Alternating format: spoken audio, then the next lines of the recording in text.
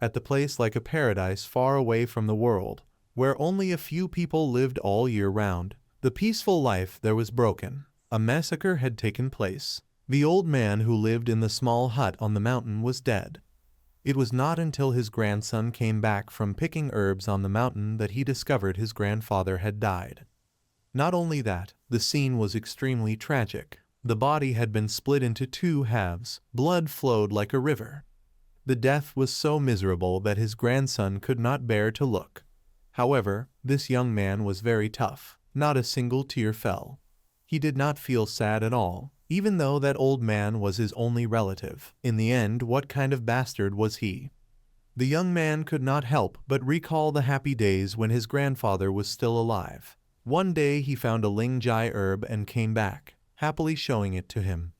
His grandfather was processing herbs. Hearing this, he nodded and praised, "Very good, indeed, my grandson." The young man then eagerly boasted, "I did as you said. Searched the eastern area of the valley and found it." His grandfather saw the basket of herbs he put down and exclaimed in astonishment, "So many, this amount is enough for us to earn a whole lot of silver." The young man smiled happily and said, "When I dug up the herb, it was beside a fox den, but there was no mother fox, only the cubs." Hearing this, his grandfather could not help but frown, hesitating to ask, "So you killed the fox cubs then?" The young man raised his head, confusedly muttering, "Why would I do that? If the mother fox comes back and finds all the cubs dead, she will be very sad." His grandfather gently smiled and nodded. "That's right, good boy, quickly tidy up this place and let's have dinner." The young man obediently listened to him and carried the herbs to arrange. But after only 2 steps, his grandfather suddenly called out, "Jenger, can you promise me this one thing?" He slightly frowned, turned back, puzzled, and asked, "What is it?" His grandfather hesitated for a moment. After a long while he seriously spoke, "The nature hidden inside, you must never reveal your true essence to anyone." However, afterwards, this young man did not keep the promise to his grandfather. After his death, he went mad, and the young man began killing people. Killed so much that people called him a demon. A few days later, at Zhonglu County, on the street at that time there was a convoy moving. It was the prisoners' carts, notorious criminals being escorted. The surrounding people crowded to watch. Their mouths kept cursing at the criminals, calling them scum. At this moment, in a small tavern nearby, a man wearing a hat that covered half his face was sitting drinking tea. He murmured suspiciously, "Who is that person? Why is he locked in a cage all alone like that?" The one he spoke of was Jenger, the young man who lived with his grandfather on the mountain. Because of committing murder, he was being escorted to prison. The man took another sip of tea, then sighed, "Looks so young, seems to be the same age as my young master." The one opposite heard this and seriously reminded, "He may look like that, but he cannot be underestimated. He is the most dangerous criminal among those being escorted this time." The man suspiciously asked, "So that's why he is specially escorted separately?" The other did not answer, calmly said, "But since you are a martial arts master, he surely is not a problem for you." He told the man that the young one had killed many people with just a sickle. His nickname was the Reaping Demon. Then he suspiciously asked, "But this time what brings you here?" The man calmly replied, "I came to ask you to help me find someone, a young person, but it doesn't matter if that person dies." Just as he finished speaking, his gaze fell downwards. Someone could not hold back and threw a stone at the young man. They angrily scolded him as a beast, deserving punishment. The crowd instantly became noisy, cutting off the conversation of the two in the tavern. But at that moment, the beautiful face of the young man was revealed. The face of the man in the hat instantly froze. Jenger's face was not only too beautiful, but also resembled the person he was looking for. So the man immediately jumped up from his seat, regardless of the other still dazed by the sight of that beautiful face. He lowered his voice and said, "Just pretend I never said anything." Then he left. The other immediately called out, "Sir, where are you going? Why come here just to say a few words and leave?" But the man still walked straight out of the tavern. He went in the opposite direction of the prisoner convoy. In his eyes at that moment, The young man called the Reaping Demon was the most suitable. No matter what identity or crimes he had, the man was determined to have him. That evening, at Jin Yu Inn inside Zhonglu County City, the criminals from the morning had been escorted here, the jailers guarded very strictly. Zhenger was still specially imprisoned alone because of his nickname, the Reaping Demon. His hands were cuffed, but his face was very calm. Zhenger was thinking of that day, the name he had encountered. Although only briefly, Zhenger could still see his face, his eyes extremely vicious. One side of his face had a long scar. That man grabbed Zhenger's neck, snorted coldly. I wondered who dared ruin my good deed, but I never thought it would be a snot-nosed brat like you. To Zhenger, that man was a monster.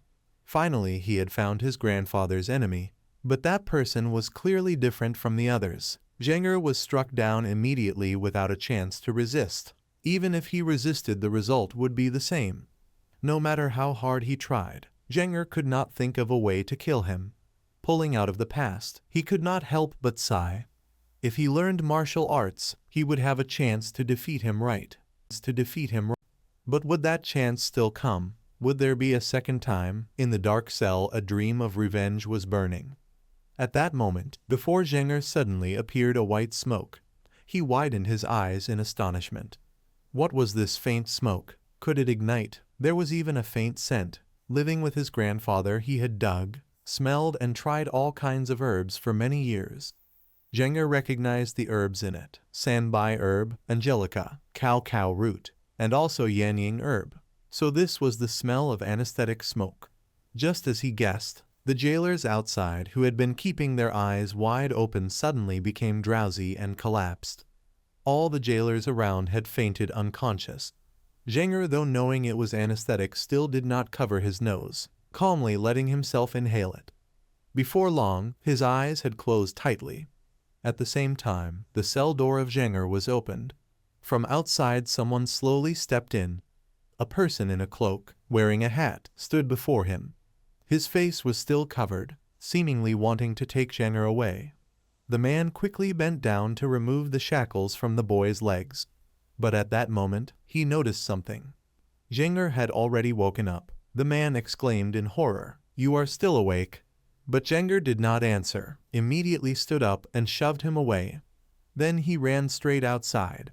Although Zhenger did not know what was happening, this was his chance. He was too familiar with the smell of this anesthetic smoke. Unfortunately, before he could run far, Zhenger's body suddenly stiffened.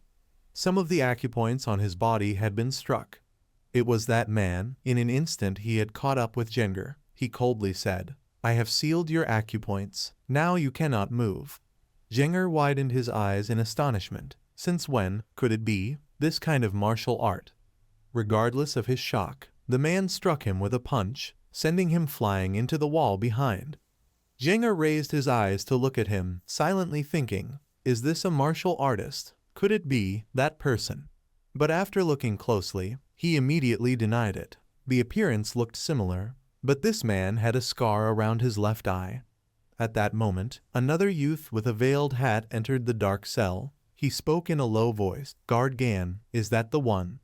Guard Gan did not answer, frowned and said, "I told you to wait outside because it is dangerous here." The youth calmly said, "I have never been inside a prison before, so I wanted to come and see."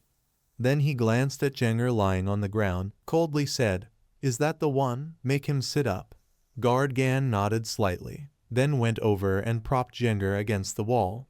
After looking at him carefully, the youth immediately sneered, "Haha, really too similar." Then he also removed his hat. Seeing his face, Zhenger's eyes widened in shock. That youth had the same appearance as Zhenger. He smirked and said, "Unbelievable that someone who looks exactly like me would appear in this situation. You seem surprised too." Zhenger froze on the spot. He could not have imagined such a thing. While he was still bewildered, the youth spoke again. "You are a condemned prisoner. In 2 days you will be executed, right?" Zhenger quickly regained his composure, nodded and replied, "That's right." The youth could not help but click his tongue. Fate is truly ironic. Born with the same face, but one becomes a young master, the other a condemned prisoner awaiting execution. Zhenger did not answer. He did not know his purpose, so he stayed silent. Seeing his silence, the youth continued, I will grant you an opportunity that will never come a second time in your life. Jinger looked at him suspiciously, waiting for him to continue. With a faint smile, the youth solemnly said, the opportunity to become the substitute for Mu Jingyun, the third young master of the Nyan Mu sword manor. Jinger was instantly stunned. An opportunity. Jingyun, seeing his reaction, smirked and said, it will not be difficult. You only need to stay quietly in the manor. All you have to do is enjoy everything you have never been able to enjoy in your life. Moreover, when it is done, he will give you travel expenses and freedom to go wherever you like. Jinger still did not answer. Guard Gan brought out a black pill and handed it to him, coldly said, if you are considering, then eat this. Jinger did not take it, raised his brows and asked, poison? Guard Gan snorted coldly. Do you really think I would completely trust you, a condemned prisoner? If you complete your role safely, I will give you the antidote. Do you dare to try? Jinger did not answer. He stared at the poisonous pill and fell into deep thought. The second chance had come to him, but this was poison. After a long silence, Jinger finally opened his mouth for Guard Gan to feed him the pill. Seeing this, Jingyun smirked coldly. His plan was half successful for now.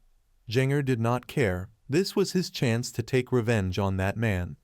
Thinking so, he immediately spoke. So young master will give me that chance now. With a light laugh, Jingyun proudly said, truly a wise choice, Guard Gan. Now unseal his acupoints and remove his shackles. Yes, sir. Guard Gan immediately nodded to obey. He then released Jenger's acupoints and removed his shackles. Jenger finally regained his freedom. He let out a sigh of relief. Guard Gan then spoke. I will lead the way. Please follow behind. Jingyun nodded slightly, then glanced at Jenger and ordered, hey, you go ahead.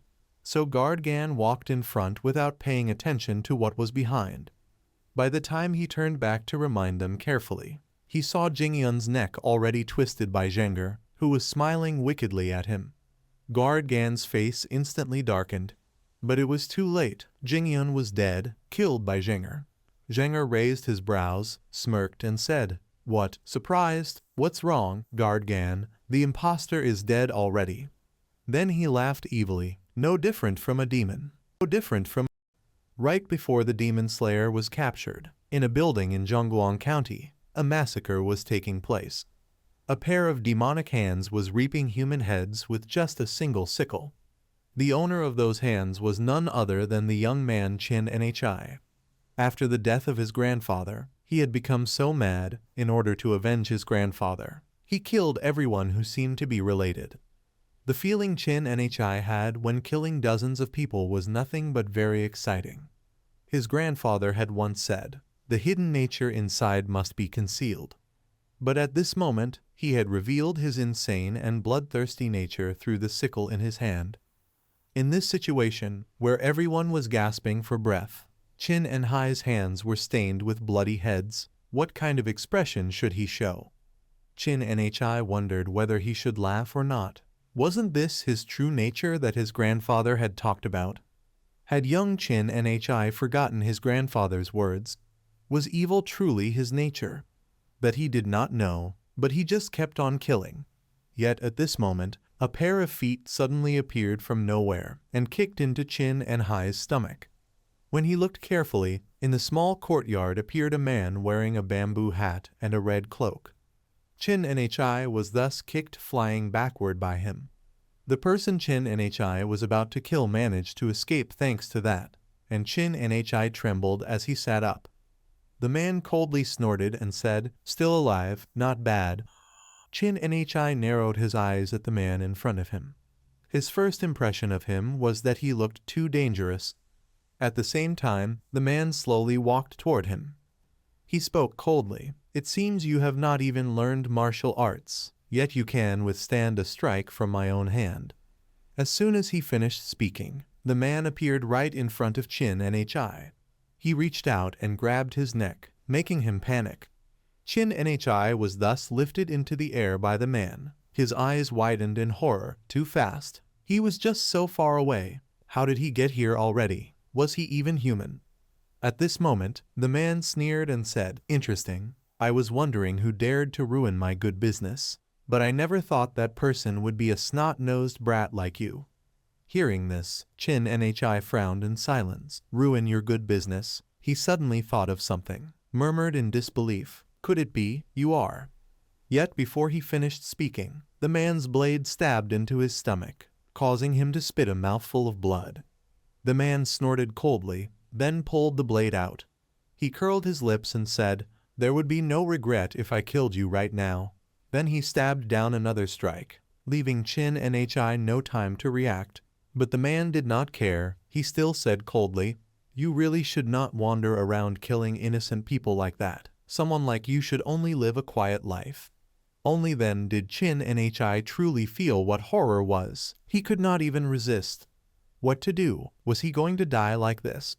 But afterwards, Chin Nhi was still alive and was imprisoned, becoming a death row prisoner awaiting execution. If given another chance, Chin Nhi promised he would not miss it. And that chance truly came. He was seizing it. That was why at that time, Chin Nhi struck at Kin Van, killed him to take his place. Chin Nhi at that moment was nothing different from a madman. The smile on his face had become extremely sinister. Cam the guard suddenly lost his master. He went mad and lunged at Chin Nhi's neck. He gnashed his teeth and cursed, "You dared to attack the young master. You killed him. Do you want to die?" Young Chin Nhi laughed, a manic laugh. He calmly smiled and said, "Isn't it the opposite? Becoming a substitute means accepting risks in place of the real one. I am so excited, I just want to obediently follow you immediately." Cam the guard was momentarily stunned. Chin Nhi was gripping his hand. What was this strength? He bit his lips hard and questioned, "Have you never thought that you would die by my hand?" Chin Nhi calmly replied, "I think if you wanted to kill me, you would have done so long ago. You don't have any affection for that young master either, do you?" Those words changed the expression on Cam the guard's face. He roared furiously, "Stop spouting nonsense." Then he twisted his hand, pressed Chin Nhi hard to the ground. After that, Cam the guard pulled out a short blade from his body. He gnashed his teeth and said, "Today, here I will take your life." Yet young Chin Nhi was not afraid. He calmly smiled, "Is it really necessary to kill me?" Cam the guard glared at him coldly and said, "Why not?" With a faint smile, Chin Nhi slowly explained, "I already took the poison pill. I cannot live without the antidote. I have no choice but to obey everything you say. Isn't this a good opportunity?" The third young master of Anhin Mok Sword Sect has now become his obedient dog. These words made Cam the guard waver, but he still coldly said, "So what you mean is you want me to betray my master. The one who killed my master is you. Now you should be my puppet." Young Chin Nhi said nothing, only smiled at him. That smile made Cam the guard hesitate. After a long silence, he sighed. Then, the short blade in his hand suddenly lifted. But in the dark prison, no scream was heard, because Cam the guard's blade pierced into the ground. Chin Nhi was safe. He curved his lips in a triumphant smile. Cam the guard did not see that smile. He sheathed his blade behind his back. He coldly said, "From now on, you will be Mok Kin Van." Young Chin Nhi said nothing.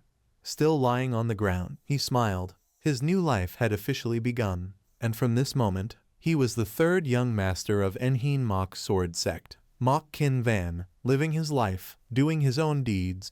A few hours later, at the headquarters of Enhin Mok Sword Sect, Cam the guard had brought Kin Van back here. He was changing clothes while warning, "You will never meet the people of Enhin Mok Sword Sect." Kin Van, while taking the clothes to wear, curled his lips and said, "So is it too different from the original?" Cam the guard said indifferently, "If you choose to be a puppet instead of a stand-in, then do not complain. If you get caught, you will surely die." Kin Van curled his lips, nodded, "Fine, I understand." Just then, Cam the guard suddenly approached him. He coldly warned, "Also, if you dare to disobey my orders, I will kill you." "All right," Kin Van slightly curled his lips, calmly replied. Seeing him obedient, Cam the guard was satisfied, threw him a pill and explained, This is the neutralizing pill. From now on, if you do not take it, every 12 hours the poison will spread throughout your body. Remember that. And so, Qin Van stayed in Anhin Mok Sword Sect for one night. He sat by the window, slowly swallowing the neutralizing pill. Qin Van secretly breathed a sigh of relief. Fortunately, he survived even though his stomach and chest had been pierced. It was a miracle. This wonderful opportunity had come to a death row prisoner like him. Didn't his grandfather tell him not to come here? But it did not matter. He had no intention of leaving until he avenged his grandfather. Even that bastard with the black sword thought he was dead. But the corpse in the prison was the real Mok Qin Van. This was Anhin Mok Sword Sect. He would bear the identity of the third young master, and here he would train in martial arts. Qin Van must find out who the beast was that struck his grandfather, and he must make him ruined and crippled, just like how he had done to his grandfather. The sun was rising higher and higher, its light already covering Anhin Mok Sword Sect. At that moment, Qin Van was sitting in his room. He was having breakfast, eating while thinking. He had miraculously escaped death, and even had the chance to learn martial arts. But there was one thing that troubled him. It was that guard Cam was always watching him, which was truly too troublesome. The one guarding outside Qin Van's room was Cao Tone, one of Cam's soldiers. He was extremely dissatisfied. He felt that guard Cam was overdoing it. What could a brat who knew no martial arts like Qin Van possibly do? Yet a few nights before, guard Cam had told Cao Tone that the real Qin Van was dead, killed by the stand-in just found, and Cao Tone had been horrified and shouted, "Then what should we do?" Seeing him panic, guard Cam reminded him, "Shut your mouth. Do you want the whole village to know? As long as no one knows, it's fine." Then, guard Cam gave Cao Tone the task of watching Qin Van, not letting him leave, waiting some time before he would think of another plan and discard him. Hearing this, Cao Tone was stunned. Guard Cam's face clearly showed displeasure. He pursed his lips and muttered, "Discard him, to switch to another." Cao Tone asked in confusion, "Lord Cam, didn't you say you gave him poison? Then why worry he won't obey? The reason we chose the third young master was because..." But before he finished speaking, guard Cam coldly cut him off. "He won't do." Cao Tone didn't understand and asked back, "Why?" Guard Cam slowly explained, "He's not the type to obey others. Even after being sentenced to death, he still killed Mok Qin Van to take his place, so he must be the type who would do anything to survive." He said the boy was too dangerous. Being entangled with him would bring no benefit to them. Cao Tone dumbly watched guard Cam's back as he left, not knowing how to react. That was why at this moment, Cao Tone was very conflicted, banging his head on the door as he thought, "What is so scary about this brat anyway?" Qin Van had already been poisoned, and he had no martial arts, but he could not disobey his superior's orders. Inside, Qin Van, eating, heard the banging sound on the door and was a little puzzled. But he didn't care, he just continued eating his food. Guard Cam hadn't told him the reason why they needed a stand-in, only left a soldier to watch him and left. Having been here for a short time, Qin Van had learned a bit about this place. It wasn't so dangerous that they needed someone to die in his stead. Thinking of this, he couldn't help but tap his fingers on the table. No, it should be said it was very safe. So they needed a stand-in for something else, or guard Cam intentionally didn't tell him. After a long silence, Qin Van suddenly curled his lips into a faint smile. He had figured it out. Guard Cam intended to switch him for someone else. A while later, Cao Tone was still guarding outside Qin Van's room. He was so bored that he dozed off.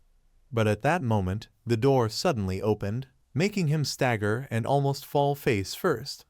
Cao Tone hurriedly looked and saw Qin Van coming out. He suspiciously asked, "Do you need a bath or something?" Qin Van calmly said, "No, I just want to breathe some fresh air, and I also have something to ask you. Can I come in?" Hearing that, Cao Tone impatiently waved his hand. "Shut up and get back inside, or don't blame me." But Qin Van ignored him and lightly said, "Your name is Cao Tone, right? If we both keep the secret, nothing will happen." As soon as he finished speaking, Cao Tone forcefully shoved him against the door. He coldly questioned, "Have you forgotten your place? If you do this, I won't gain anything, so get back inside." Seeing he wouldn't listen, Qin Van's polite attitude immediately disappeared. He coldly asked, "You're weaker than Guard Cam, aren't you?" Cao Tone was confused by these words, not understanding. By the time he realized, he was already lifted high up by Qin Van, then slammed to the ground, his hands twisted back. Not only that, Qin Van struck several acupoints on Cao Tone's body. Cao Tone's face instantly darkened. He hadn't expected this to happen. At the same time, Qin Van was a little puzzled to see Cao Tone could still move slightly. He murmured in doubt, while pressing points on his back, "You can still move. Did I do it wrong? I copied Guard Cam, but it doesn't seem easy at all." These words terrified Cao Tone even more. Did he mean he could imitate just after seeing it once? Only now did he realize Guard Cam's words. Qin Van truly was too dangerous. Thinking so, Cao Tone fiercely asked, "Did you forget you were poisoned?" He warned him not to forget. If he didn't regularly take the antidote, he would die in extreme pain, bleeding from all 7 orifices. But before he finished, Qin Van covered his mouth. Then, he raised a finger to his lips and bit it. Fresh blood began to flow. He curled his lips and said with a smirk, "Oh right, my blood is poisonous, I forgot." As soon as he finished speaking, Qin Van dropped a drop of blood into Cao Tone's mouth. This made Cao Tone panic, clutching his throat and retching. He had to use his inner force immediately to force the poison out. Watching from the side, Qin Van sneered. He kicked him once and coldly said, "I have tried hundreds of poisons since I was young, to test herbs for my grandfather. Just by smelling or tasting herbs I could tell their names, so most poisons have no effect on me." Saying this, Qin Van again revealed a sinister smile. "So I don't need an antidote." His smile made Cao Tone tremble uncontrollably. But Qin Van didn't care. He raised his brows and smiled. "I want to ask you a question, all right? Because only I can detoxify the poison in my blood. You will definitely need my help." Cao Tone had finally experienced the demonic face of Qin Van. His expression grew more and more frightened. Meanwhile, at the main hall of Enheen Mok Sword Manor, in the room of Manor Lord Mok Enhandon, he was lying on the bed, his face pale. Beside him, a physician was examining him. The physician sighed and muttered, "Truly no way." He had used all his knowledge, experience, and herbs, but still could not find a cure for the Manor Lord. He felt Enhandon should pass on the position. Mok Sword Manor had 4 young masters, but the Manor Lord had not named a successor when he fell ill. Therefore, it could be said, Mok Sword Manor was only calm before the storm. If the Manor Lord died, the young masters would shed blood fighting for the seat. The first wife deeply loved her eldest son, who knew what she would do to secure the position for him. At that moment, a gaudily made-up woman walked in from outside. She was Lady Thatch, the first wife of the Manor Lord. She curled her lips and asked, "How is the Lord?" The physician hurriedly bowed in greeting. "My lady," Lady Thatch impatiently asked back, "I asked how he is." The physician hesitated for a moment. After a long while, he apologetically said, "Forgive me, my knowledge is too limited to find a treatment. This is a strange illness." Hearing this, Lady Thatch sneered and said, "As expected, everyone calls it a strange illness that ordinary medicine cannot cure. So the only way is to use sorcery." Hearing her intention, the physician was horrified and tried to dissuade. "My lady, using sorcery is a mistake. How could you use such a method?" But before he finished, he received Lady Thatch's sharp gaze. She coldly said, "Then should I just stand here and watch my husband die?" The physician hurriedly shook his head. "No." Lady Thatch impatiently waved her hand. "I don't want to hear it. I will call a sorcerer to treat him. You may leave." The physician, though unwilling, was still taken away by her people. Lady Thatch stood beside her husband's sickbed, smiling smugly. "We will call a sorcerer to treat the Manor Lord, so no one is allowed in here anymore, not even a ghost." Saying this, her eyes gleamed with cunning, clearly with ill intent.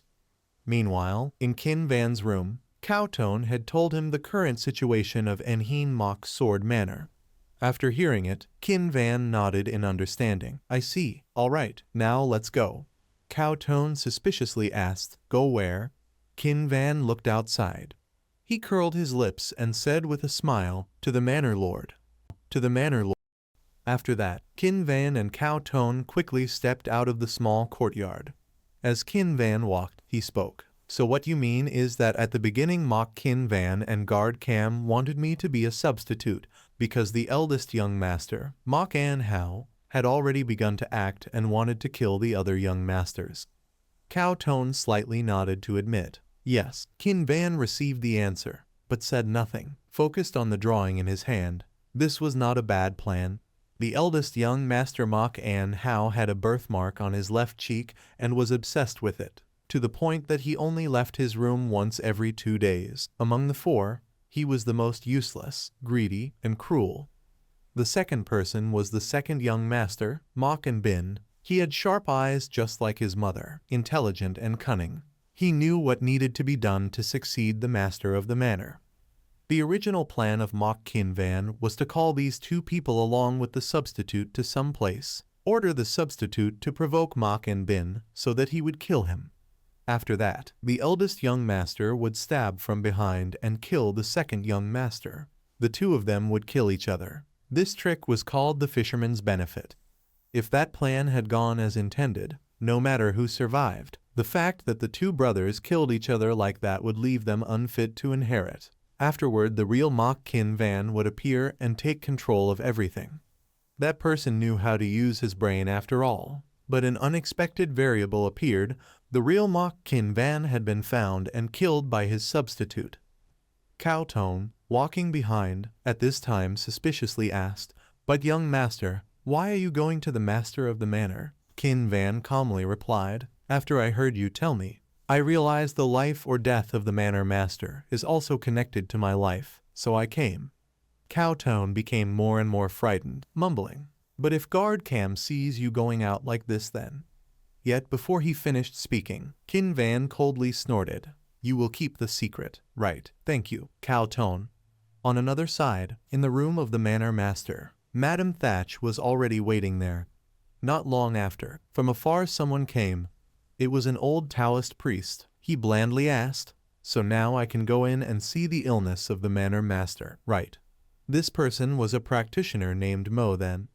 Madam Thatch narrowed her eyes at him, indifferently said, I heard that practitioner Mo is very miraculous, so I will trust you once. Mo then casually nodded and said, Thank you. The strange illness, the longer it drags on the worse it gets. So please have the people of the manor leave to avoid risk. Madam Thatch slightly frowned and said, I already sent everyone away. Only guards remain at the entrances. Mo then looked up at her, hesitated for a while before speaking softly. You also need to leave, madam. Madam Thatch was briefly stunned, after a while then left. But when passing by Mo then, she whispered, You haven't forgotten what I told you, right? Mo then confidently replied, Of course, the secret manual and the seal of the manor master. Madam Thatch smiled with satisfaction, happily said, If you find them, I will reward you with 300 silver coins. Mo then said nothing more, just casually replied, Thank you. Madam Thatch also said no more, looked at the guards and ordered, Now all of you leave until further orders. Immediately after, she quickly left. Honestly, she did not really believe in the dark things like the spells of a practitioner. At that moment, Madam Thatch walked past the training ground, where a young man was practicing. Her eyes when looking at that young man were extremely vicious and dissatisfied. This person was the fourth young master, Mok Huthin, the child of a lowly prostitute. Madam Thatch's eyes were filled with disdain. She could tolerate the manor master amusing himself with a prostitute, but the thought of passing the inheritance to such a lowly bloodline was unforgivable. Thinking that, Madam Thatch turned and left. At seemingly the same time, Qin Van and Cowtone also arrived. Seeing Huthin, Qin Van suspiciously asked, Is someone here? Cowtone glanced over, after a while explained, That is the fourth young master. It seems he is training martial arts. Qin Van heard and nodded in understanding. So it is Mok Huthin. He is knowledgeable in martial arts and always diligent, with a personality similar to the Manor Master, so he received the most attention. Thinking for a while, Qin Van suddenly asked, "Is that a way to practice martial arts?" Cao Tone immediately mimicked the movement, then explained to him, "He is using horse stance to strengthen the lower body, because most martial arts techniques come from the lower body." "I understand." Qin Van slightly nodded in comprehension, seemingly pondering something. After a long silence, he suddenly asked, "Cao Tone, if I learn martial arts, could I kill Guard Cam?" Cao Tone was stunned, not knowing how to answer. Receiving no answer, Qin Van glanced at him, asked in a deep voice again, "Did you not hear me ask? I asked if after learning martial arts, could I kill Guard Cam? I killed." The expression on Cao Tone's face instantly stiffened. Why suddenly ask that? Could it be he realized he was about to be discarded? He knew this young man was smart, but truly too extraordinary. After a long pause, Cao Tone swallowed and spoke. "Young master, the foundation of martial arts lies in cultivation." Qin Van frowned suspiciously. "Cultivation?" Cao Tone nodded slightly to explain, "Yes, cultivating internal energy through breathing. In other words, letting the natural Qi flow through the body via the method of inhalation and exhalation, meaning accumulating internal energy. When internal energy is accumulated, you will become stronger. However, internal energy is not something that can be formed overnight. Even if Qin Van learned martial arts, it would still be difficult to defeat a master like Guard Cam, because he had trained internal energy for 30 years. Hearing this, Qin Van furrowed his brows in thought, finally spoke. "So in a short time, it is hard to defeat him." Outwardly, Cao Tone nodded in agreement, but inside secretly looked down on him. Even if you trained for a lifetime, he was certain you could not. There was a special critical stage in cultivation. If from age 5 to 9 one did not train internal energy, then Qi would be lacking, and no matter what Qin Van did he could hardly accumulate internal energy. At the same time, Qin Van was also thinking about what Cao Tone just said, meaning he would never be able to accumulate internal energy. Seeing Qin Van's expression, Cao Tone became more smug. Even if you did it, it would only be superficial. At that moment, Qin Van suddenly turned to face Cao Tone. He reached out and touched his eyelid. His mouth smiled, but his words were vicious. "Your eyes look so sly. I really want to gouge them out," making Cao Tone's face pale bloodless. Seeing that, Qin Van chuckled lightly, in a deep voice said, "Guard Cao Tone, be my man." Cao Tone feared he would actually gouge his eyes out, so could only bow his head. "Yes." Qin Van, satisfied, turned and continued walking, still thinking inside. "So killing Guard Cam is impossible. Guard Cam does not trust me, so it is very difficult to pull him to my side." At that moment, Cao Tone suggested, "But better we should go?" Qin Van suspiciously asked, "Why?" Cao Tone lowered his voice. "The fourth young master does not like the third young master very much. It seems there is an old matter." Qin Van asked again, "Something happened?" Nodding lightly, Cao Tone slowly explained, 2 years ago, the real mock young master called the mother of the fourth young master a whore. From then he held deep hatred." Hearing this, Qin Van could not help but smile. "Haha, the fourth young master is truly kind. That real one still has all his limbs intact, right?" Cao Tone confusedly asked. "What?" Qin Van gave no answer, calmly suggested, "Anyway we should go. Staying here longer we will have trouble." Hearing that, Cao Tone quickly followed. The training ground was finally left with only Huthin. At the same time, in the room of the Manor Master. The room was somewhat dim, only a few flickering lamps lit. Around were hung red strings with coins. Mo then stood beside the Sikud of the Manor Master. On Enhandon's chest at that moment appeared several strange black veins. Mo then frowned at the sight. These signs were caused by killing Qi. Killing Qi would gradually eat away the body. The fact that he remained intact truly showed he was a martial man. But it had dragged on too long, so the chance of Enhandon's survival was only about 50%. Mo then quickly laid out his tools. He only needed to do his work, not concern himself with the survival of the Manor Master. Thinking that, he immediately picked up a brush. In front was a blank talisman. Mo then began writing on it, his mouth continuously chanting incantations. Heavenly Emperor translates chapter. Bowing worship heaven's power. Commanding evil ghosts of direction. Why not vanish? Flying immortal absorbs once. 10,000 ghosts submit and hide. In the blink of an eye, the talisman flew forward.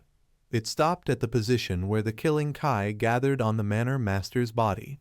When the talisman touched the killing Kai, a golden light burst forth in the air. Mo then began forming hand seals.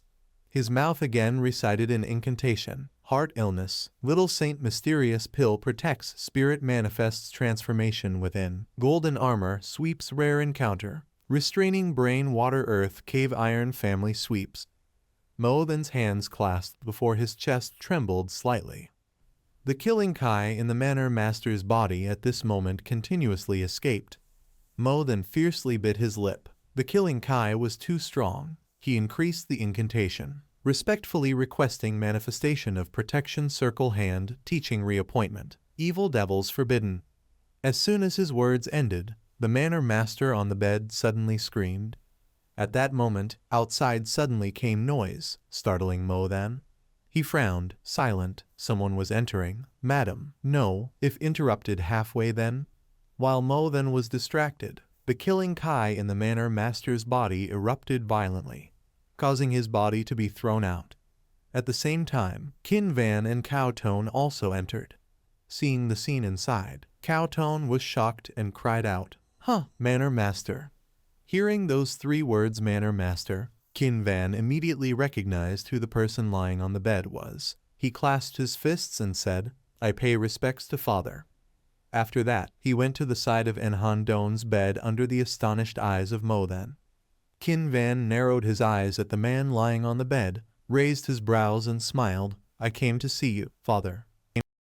Mo Shen only then regained his composure, his scream echoing throughout the room of Master Mok. "My lord, please leave at once." Yet Jing Yun did not move an inch. Mo Shen kept persuading. "Have you not heard the order of the great madam?"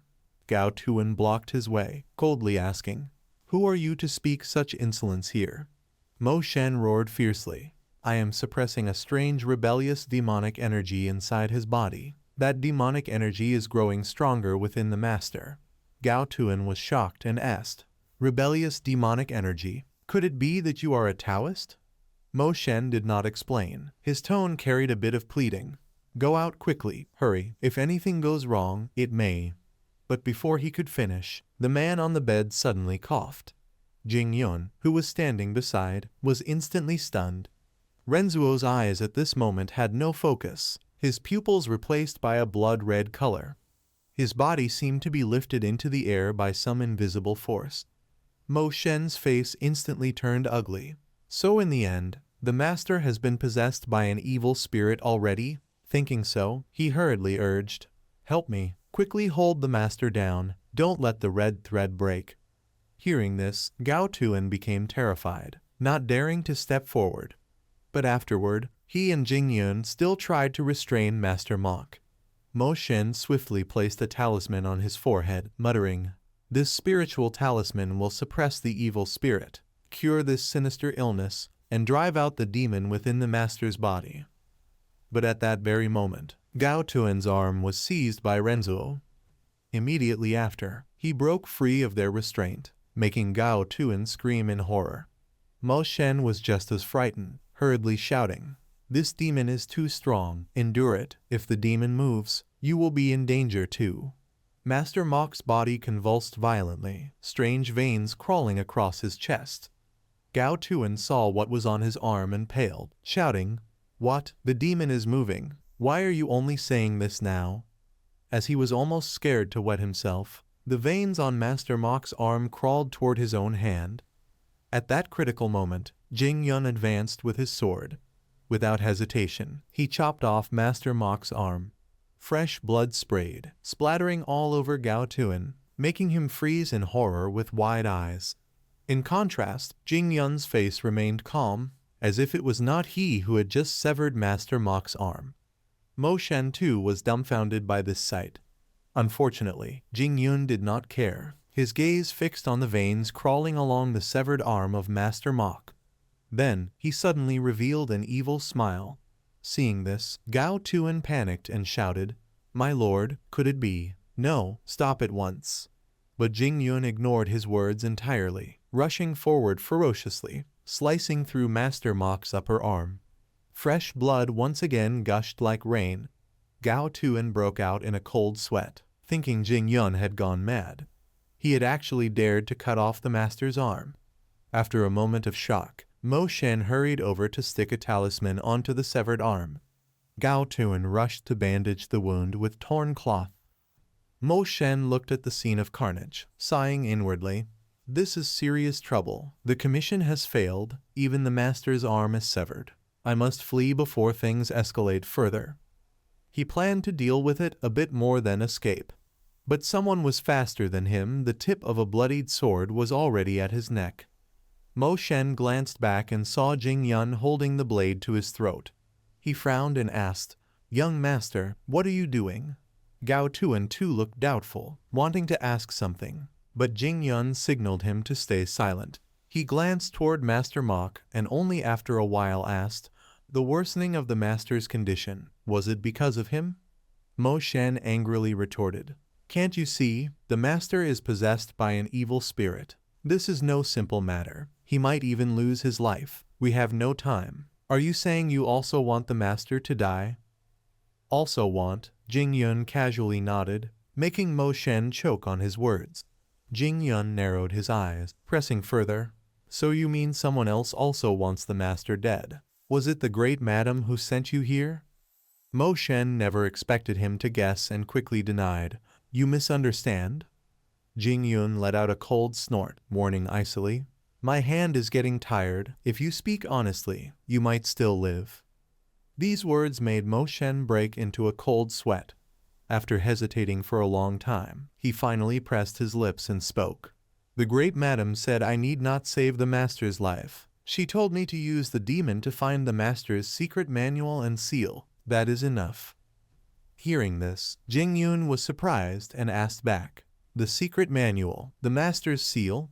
Gao Tuan too could not believe Lady Thatch dared go this far. Clearly it was to make the eldest son become master. Thinking so, he immediately pleaded, "Young master, I beg you to save the master. If not, the great madam will target you instead." Gao Tuan thought he must stop An Hao from becoming master. Hearing this, Jing Yun frowned, thinking, "Indeed, because I am in her way." At this moment, Mo Shen quickly said, "Young master, I can save the master. By all means I can save him." But Jing Yun coldly ordered, "No need, just do your job," leaving Mo Shen confused. Jing Yun smirked and said, "Telling me the location of the secret manual and the seal is your job, understood?" These words stunned both Gao Tuan and Mo Shen. Neither expected him to act this way. Mo Shen hesitated, staring at him, then finally spoke. "If the master is possessed again, it may endanger his life." Jing Yun didn't care, coldly commanded, "Do it now." A moment later, dim light flickered in the room. Mo Shen once again laid out his tools on the ground. In his hand was a figurine. Seeing it, Jing Yun frowned and asked, "What is that?" Mo Shen slowly explained, "It is a substitute effigy. If the master is possessed again, he will surely die. After I link it to the master, I can trick the evil spirit that this figurine is the master." Saying so, he placed the effigy on the severed arm, speaking softly, "I shall begin now." Immediately, incantations rang out continuously. Strands of red thread crackled with murderous energy. In an instant, they began forming into a shadowy figure. At the same time, Renzuo on the Sikid suddenly let out a terrifying scream. The scene stunned both Jing Yun and Gao Tuan. Meanwhile, Mo Shen persisted in chanting, but his expression grew grim. The murderous energy was too strong. If he forced it more, the demon soul would escape. Then Jing Yun would surely not believe him. Unsure of what to do, after a moment's thought, Mo Shen suddenly had an idea. He curved his lips into a sinister smile, then looked at Jing Yun and spoke. "Young master, I have controlled the demon, but isn't it unsafe for that man to remain here?" Gao Tuan realized he was referring to him. Thinking again, indeed he should not stay, so he said, "I will step outside for a while." Then he left, leaving only Mo Shen, Jing Yun, and the barely breathing Master Mok in the room. At this moment, Mo Shen formed seals with his hands, chanting incessantly, "QLA transformation, heaven and earth transform and obey. With the dead it goes, the body travels through 6 and 7, all spirits and demons obey my will, urgently, by law and command." Instantly, a sinister voice rose from Master Mok's body. "Who is calling me?" Mo Shen was overjoyed. "Good," then once more chanted, "Urgently, by law and command, spirit, answer me." That voice rang again. "What do you wish to ask?" Mo Shen pressed. "Urgently, by law and command, where are the Master's seal and secret manual?" The evil voice from Master Mok's body replied, "Beneath the medicine hall, past the stone gate."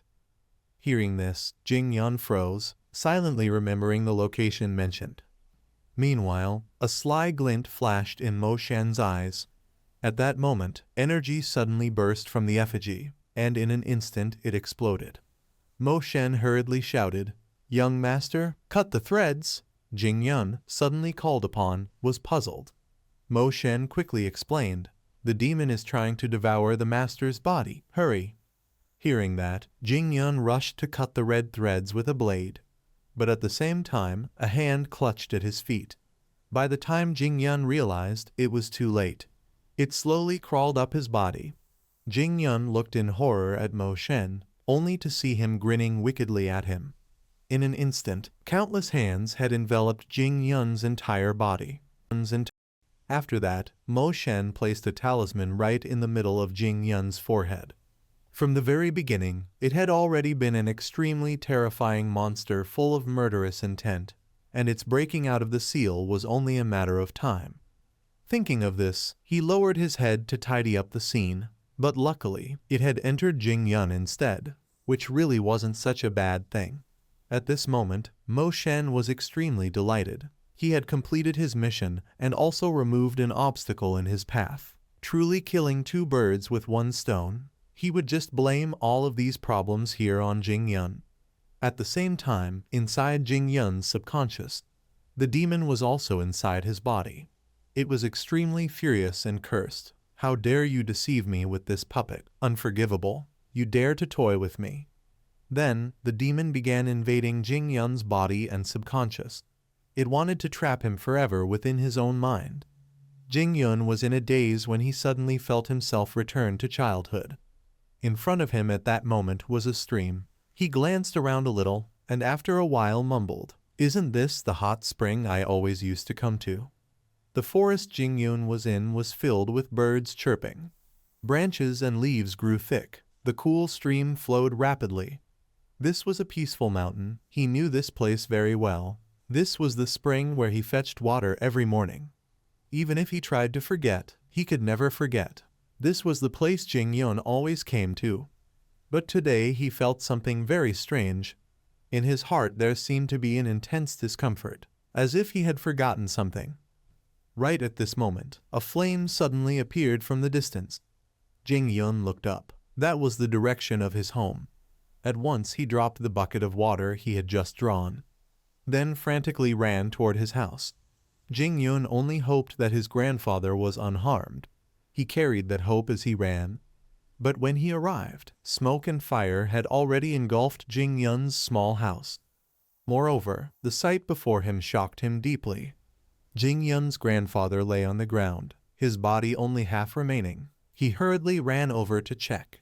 Jing Yun lifted part of his grandfather's body, shouting loudly without stopping, "Wake up, Grandpa!"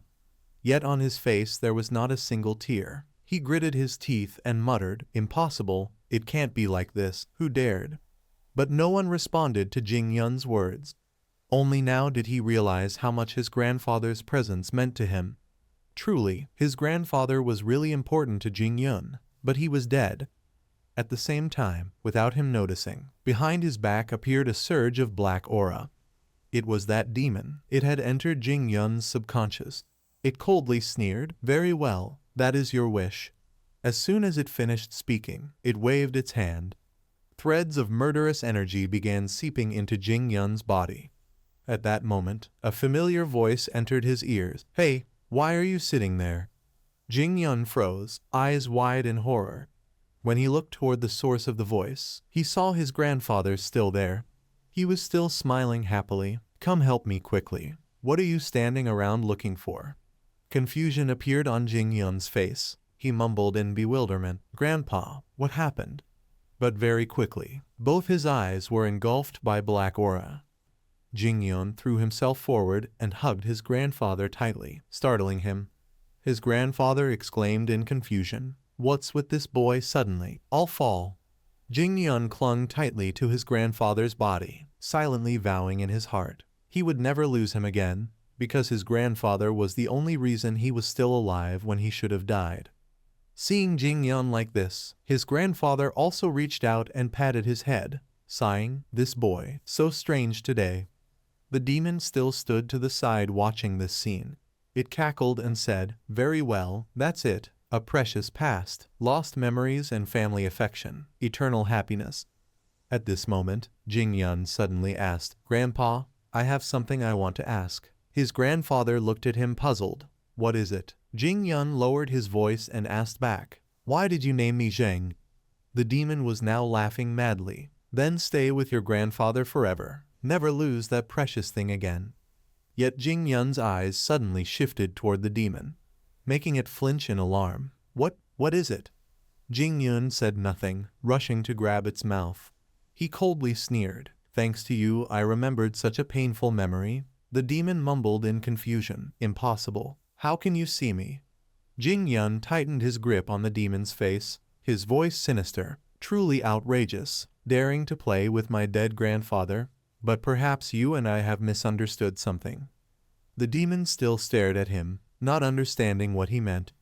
Jing Yun ground his teeth and muttered, "Greatest wish, happiness. If so, then you have to show it the right way. My wish is not to resurrect my grandfather, but I want those who harmed him to live worse than death." The demon was now terrified, panicking. Something is surging. Deep within Jing Yun's soul was a hatred full of murderous intent, not just ordinary killing intent. Pure malice that even vengeful spirits would not dare provoke. This feeling should not exist in someone still alive like Jing Yun. However, the demon also realized something was restraining his intent to kill. What was it? At that moment, his grandfather's voice suddenly rang out from behind. "Zhenger, you asked why I named you Zheng." He said Jing Yun was a special child, different from others. However, he wanted him to grow up to be a good and upright person. That's why he named him Zheng. Just as the name implies, his grandfather hoped Jing Yun would do the right thing and not lose his way, and with that, his body dissipated. At the same time, Jing Yun's hand released the demon's face. Taking this chance, it immediately fled. It felt Jing Yun was truly mad. It had to go deeper into his inner being. And so, the demon entered Jing Yun's consciousness. It saw the image of him wielding a scythe to kill. At this moment, the demon let out a breath of relief. "Thank goodness, I have entered his body. I must quickly control his mind." But the place it stood now felt wrong.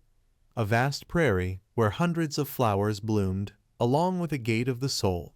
The demon furrowed its brow, muttering, "This is what lies hidden deep in this one's mind." It also discovered a door sealed with a talisman. The demon guessed that perhaps Jing Yun's memories were sealed as well. But it quickly dismissed this. It had to open the door and invade inside. It only needed to take over. But at that moment, the sky over the prairie suddenly darkened, startling the demon. Its legs were bound by something, making the demon cry out in fear, "What is this? He can control me? No, stop it." It struggled madly to break free, but it was impossible. If this continued, Jing Yun would kill it. But unfortunately, things did not go as the demon wished. Its entire body was gradually pulled into a void. It was completely devoured, and the one who did it was none other than Jing Yun. At the same time, in the real world, Jing Yun awoke from the trance. The murderous aura around his body was now overwhelmingly dense. This terrified Mo Shen, who was just about to leave. Jing Yun slowly raised his hand and removed the talisman from his forehead. He braced his hand on the ground and slowly stood up. Jing Yun narrowed his eyes at the one who had schemed against him. But what horrified Mo Shen even more was that behind him appeared an evil figure. Yet Jing Yun was not afraid. He coldly called out, "Demon General." The gigantic monster immediately lowered its head, as if awaiting his command. On the other side, in another place of the NERNM letter 189C Sword Manor, a lonely figure was sitting on the steps. This person was the inner hall master of NERNM letter 189C Sword Manor, Chuong Dan Th letter 187N. He was wondering whether the upcoming matters would be fine or not. The manor master M letter 189C NH letter 1EABN Doen, when he was young, was a talented knight-errant. All of his deeds brought honor to NERNM letter 189C Sword Manor. Everything he did was considered right by everyone. Dan Th letter 187N had the fortune to meet and get acquainted with him 19 years ago during a pirate suppression in H letter 1EA3 Nam. At that time he was also a well-known knight-errant in the martial world with extraordinary martial arts. Back then the two of them together eliminated the pirates causing chaos in H letter 1EA3 Nam, and Dan Th letter 1EA7N followed NH letter 1EABN Dawn back to NERNM letter 189C Sword Manor, becoming a hall master and swearing loyalty to Manor Master M letter 189C until death. But the current situation had somehow turned out like this. Madam Th letter 1EA1CH previously came to Dan Th letter 1EA7N and said, "Inner Hall Master Truong, do you think handing over the authority of the Sword Manor to that youngster is the right thing to do?" She said for the future of NERNM letter 189C Sword Manor, Dan Th letter 1EA7N should temporarily hide away. Wait until M letter 189 Th letter 1EA7N found the location where the secret manual and the seal of the Sword Manor were hidden. Recalling this matter, Dan Th letter 1EA7N's face showed guilt. He had silently followed that suggestion out of loyalty to the manor master. But deep inside he still felt uneasy. After pondering for a long while, Dan Th letter 1EA7N stood up from the steps, angrily exclaimed, "Damn it, I cannot sit and wait like this anymore." Waiting like this did not suit his character. He needed to act to prevent them from harming the manor master. On the other side, in the room of the manor master M letter 189C, M letter 189 Th letter 1EA7N's expression was extremely ugly at this moment. This demon for some reason was emitting such terrifying power. The demon general in front of him was already a high-level demon. While he was panicking, Qin Van coldly ordered, "Demon General, kill this sorcerer for me." The demon general without hesitation charged forward. M letter 189 Th letter 1EA7N became even more frightened. His face grew uglier. He hastily used his inner strength to resist the demon general's attacks. M letter 189 Th letter 1EA7N could not understand. How could Qin Van command this demon to attack him? This was impossible. This demonic spirit was a primordial soul. They only did as they pleased. How could they obey a human's command? This demon's evil nature was too heavy. No one could control them. But reality was too different. The demon general was indeed attacking M letter 189 Th letter 1EA7N under Qin Van's order. In just an instant, he had been struck away by the demon general. M letter 189 Th letter 1EA7N stared at the demon general radiating heavy demonic aura in front of him, trembling voice begging, "No, please don't." Yet the demon general simply did not listen, ferociously rushing forward, making M letter 189 Th letter 1EA7N break out in cold sweat. He hurriedly pleaded, "Don't come near me. No, please spare my life, young master. Please, spare me this life." But without Qin Van's order to stop, the demon general still continued attacking. M letter 189 Th letter 1EA7N had no other choice. He had to resist the demon general's assaults himself. The demon general used his 3 heads and 6 arms to seize M letter 189 Th letter 1EA7N's 4 limbs, then pressed him down to the ground. M letter 189 Th letter 1EA7N felt death approaching, panicked begging, "Please spare my life, young master. Later whatever you command I will obey." "Forget it," Qin Van coldly rejected. But M letter 189 Th letter 1EA7N still did not give up.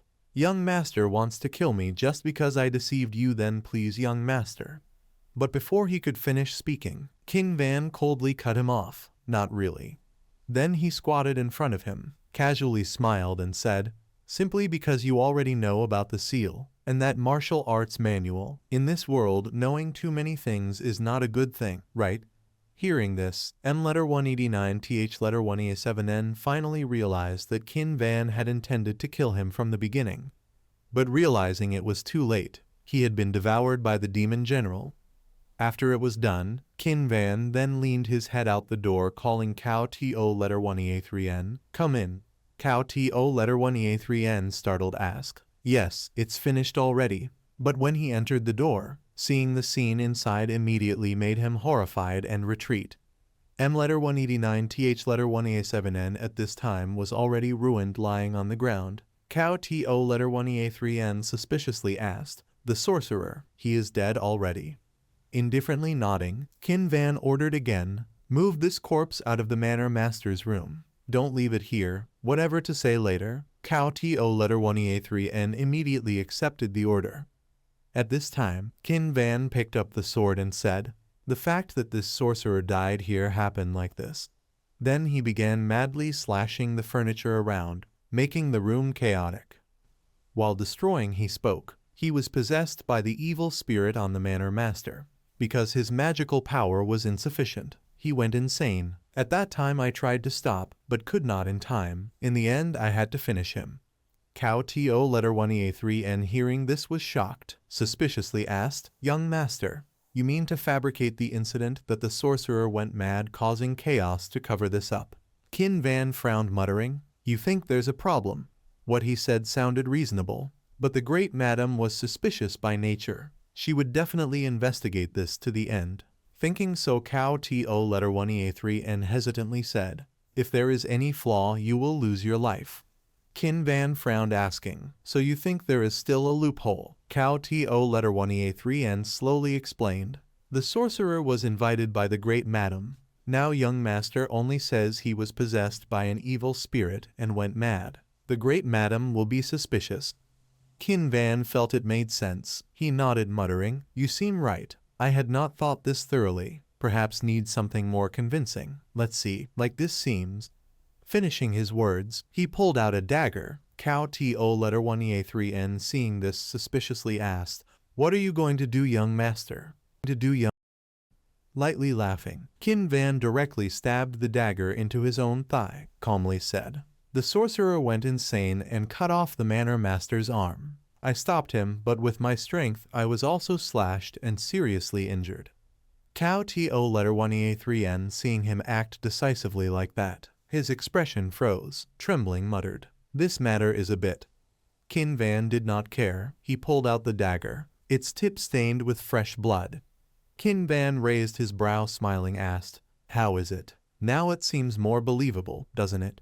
Cao To letter 1a3n felt he was truly insane, but with Madam Th letter 1a1ch's temper, taking a sword slash was better than losing life. Anyway, seeing it with his own eyes, he felt this bastard's scheming was too deep, making him utterly fearful.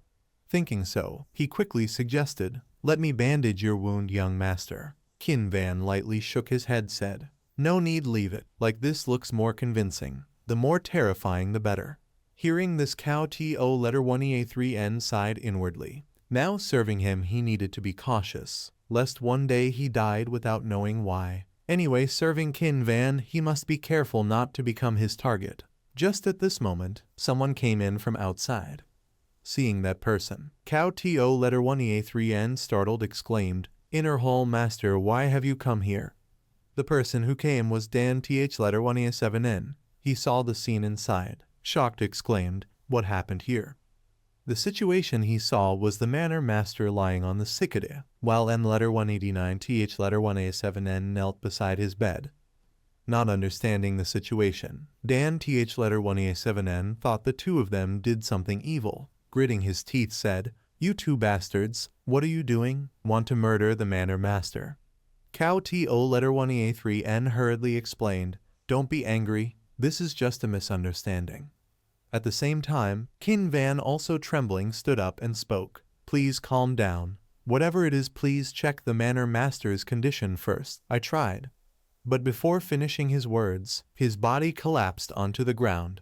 Dan th letter 1a7n rushed to grab Cow to letter 1a3n's collar, demanding, "What happened here? Why is the sorcerer dead over there? Why is the third young master here? Whatever it is, confess immediately." Cow to letter 1a3n wanted to explain, but then saw the hidden smile on Qin Van's face. He immediately realized he was pretending. A while later, at the medicine hall of Enhiern M letter 189c Sword Manor. Because it was the medicine hall, medicinal herbs were placed everywhere. The fragrance of herbs faintly filled the whole room. In the cabinets there were also many medicinal ingredients. Qin Van lay there smelling the herbs, which calmed his spirit somewhat. Lying in the medicine hall of D stroke letter 1ECB&H th letter 1A1CH gate was truly comfortable. Fortunately, Qin Van also came to the right place where the secret manual the manor master had mentioned was hidden. It was truly killing two birds with one stone, both avoiding the great madam and being here to investigate.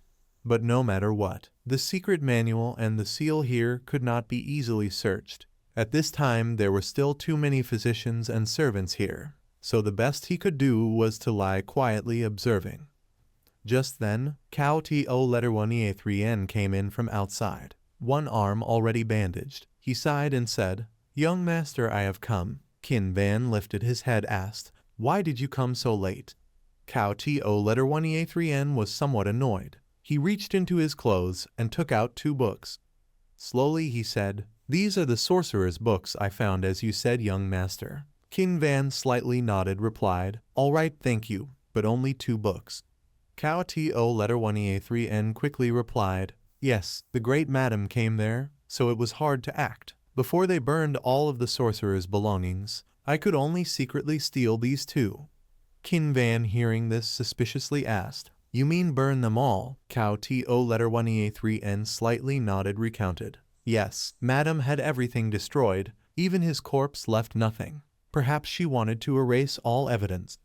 "I understand." Qin Van indicated his understanding. "Finally left only two books, Yin Yang Strange Strategy, Heavenly Tome, and Strange Scholar Foundation of Entry. A bit regretful, but nothing could be done." Thinking so, he spoke again, "Thank you, but why are you looking at me like that?" Cow to letter 1EA3N, slightly startled, shook his head, said, "No, I was just a little curious. I don't understand why young master reads these books. Do you understand what is written in them?" Qin Van did not answer immediately. He pointed outside, suggested, "Look out the window. Do you see anything?" Cow to letter 1EA3N couldn't help muttering, "Out there, outside this window." Then he went to the window, looked around, then spoke, saw nothing. But he did not know the demon general was standing outside. Qin Van slowly spoke, "That is why I need to read these books. Understand? Book." While the two were speaking, outside suddenly a loud shout startled them both. An urgent voice outside called, "Madam, the young master has not yet recovered." Another female voice sounded, "Get out of my way." Immediately after, that person broke the door and rushed in. It was Madam th letter 1A1CH. She narrowed her eyes at Qin Van and spoke, "May I talk with you?" Qin Van secretly observed the woman in front of him. Cowtone was a little flustered when he saw Madam Thatch enter. He hurriedly went out to bow and greet the great madam. Qin Van slightly frowned, so she was the woman in the painting. The first wife of Master Mok, from Thatch Manor, a martial artist.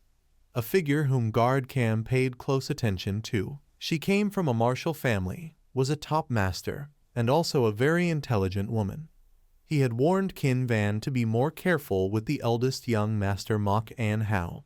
Thinking so, he quickly sat at the outer side of the bed, lowered his head to bow and greet the great madam, begging her forgiveness since his injured leg prevented him from standing up to salute.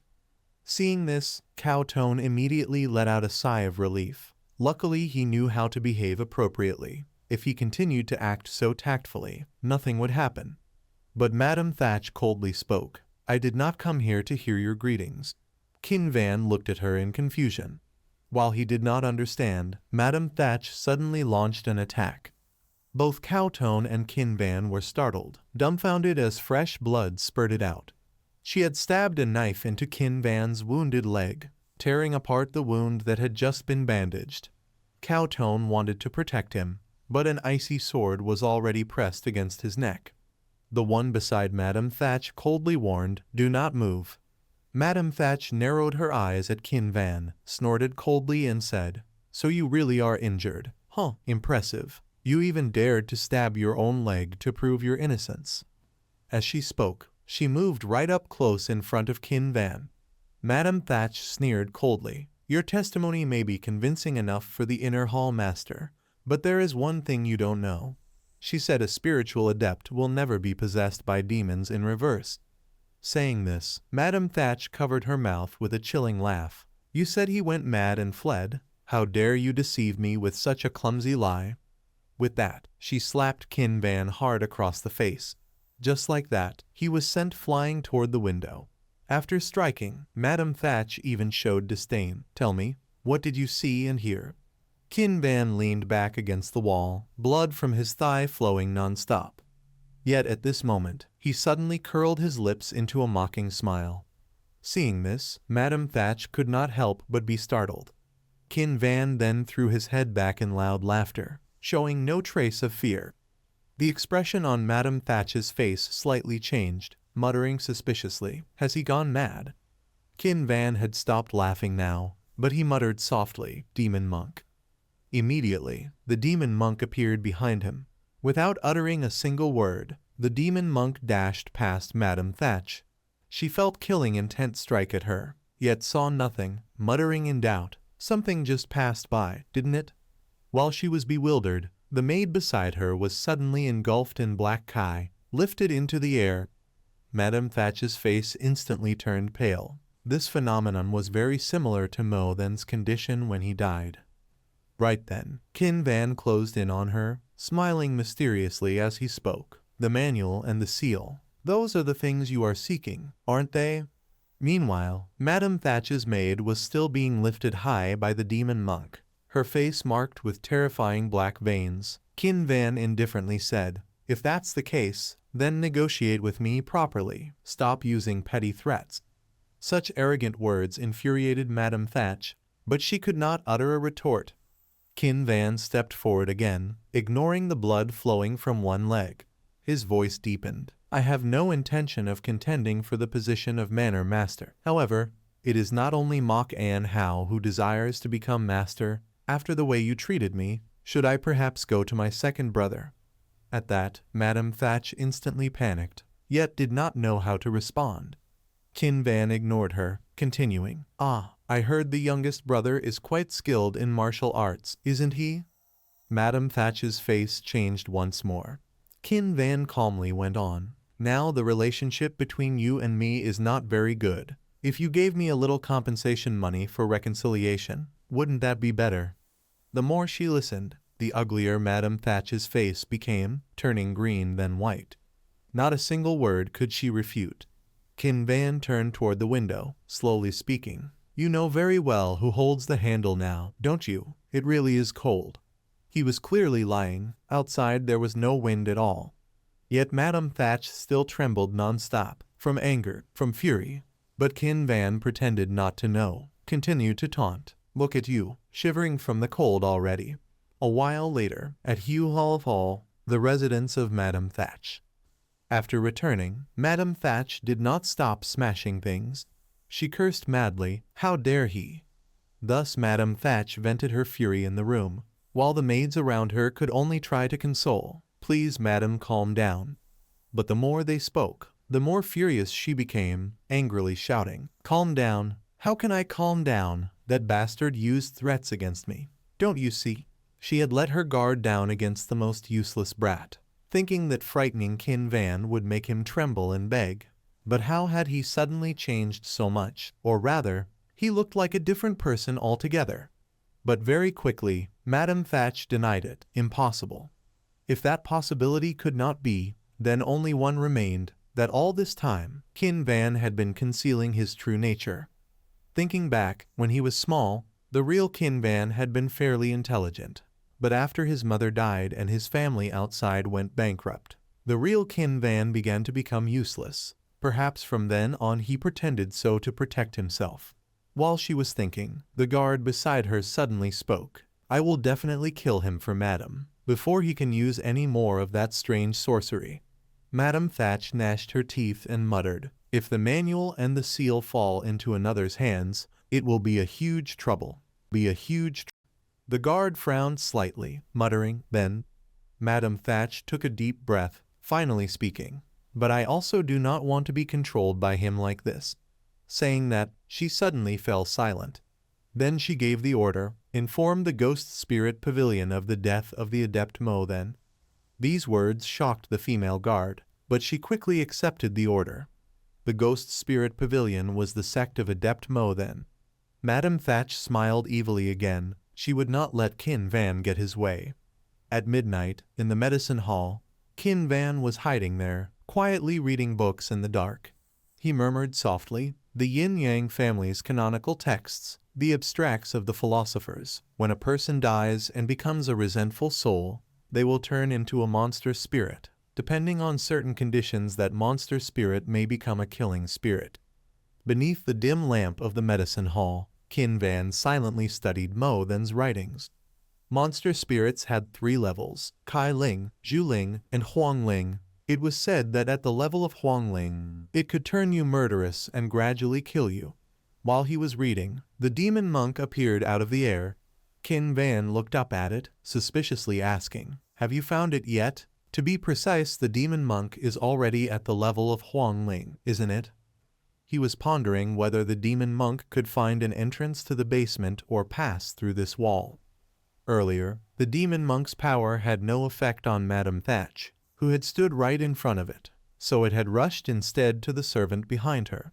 Qin Van had tested it on Cow Tone, and it had worked. Thinking so, he rummaged through the medicine chests of the hall, and truly discovered a basement.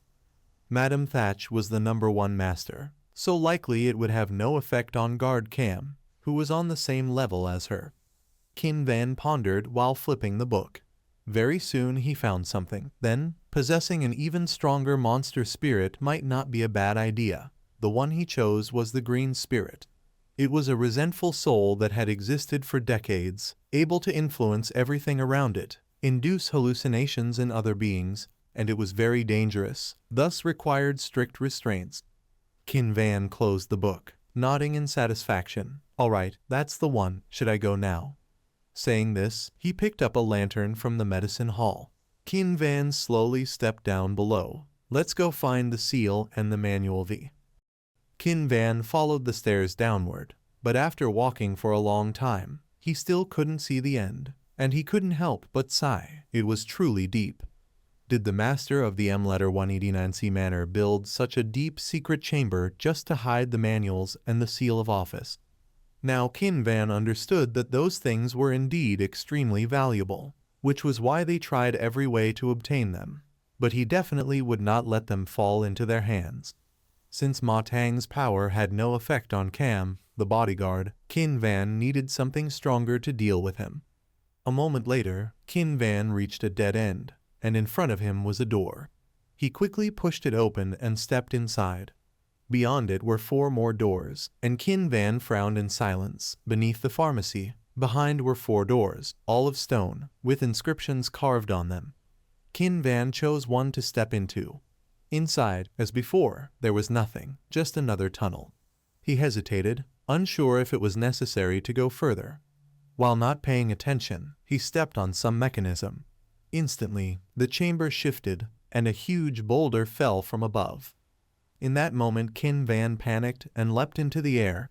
He landed safely atop the large stone and frowned, muttering, he hadn't expected traps to be set here. But it wasn't over yet, for suddenly from the dark corners, lights flickered. Qin Van was startled, and in the blink of an eye, countless arrows shot toward him. He calmly dodged, using the lamp in his hand to deflect the arrows. Still, one arrow slipped through and flew at him. Qin Van swiftly raised the lamp to block, and the arrow lodged into it. Almost at the same time, as the rain of arrows ended, another boulder came crashing down, And Kin Van helplessly sighed. Understood. Now this was truly the time to pay a heavy price. Such a deep secret chamber, in a cave filled with traps, was that manual truly worth so much? While pondering, Kin Van leapt across the stone pillars to proceed. Just what else was inside this chamber? Something even more valuable than the manual? In the blink of an eye, he had crossed countless traps within the chamber pillars, hammers, even axes, all things deadly, placed here. Yet he avoided them, and heaven did not disappoint. He finally found what he was looking for. From midair, Kin Van landed lightly on the ground, leaving all the traps behind. He slowly walked forward and soon saw a room. Surprisingly, there was a chamber made entirely of wood beneath the earth, and moreover, everything was neatly arranged. Carrying the only lamp in his hand, Kin Van entered. Inside, small objects were scattered across the floor, as though someone lived here. Kin Van wondered, could someone actually be cultivating here? But whatever the case, he had to search for what he needed first. After a while, he found a small box in a corner. He quickly opened it and exclaimed joyfully, found it. Inside were two manuals. One was Anhiern M letter 189C Sword Formation, the other, Anhiern M letter 189C Mental Art. As Cao To letter 1EA3N had said, the manuals were divided into sword techniques and mental techniques, so Kin Van decided to take both. Yet he was still doubtful, glancing around as he muttered, but to store only two manuals, why build such a large chamber? It was truly strange. At that moment, he noticed a wooden chest further away. He approached and examined it. It seemed quite heavy and without function, with drag marks on the floor.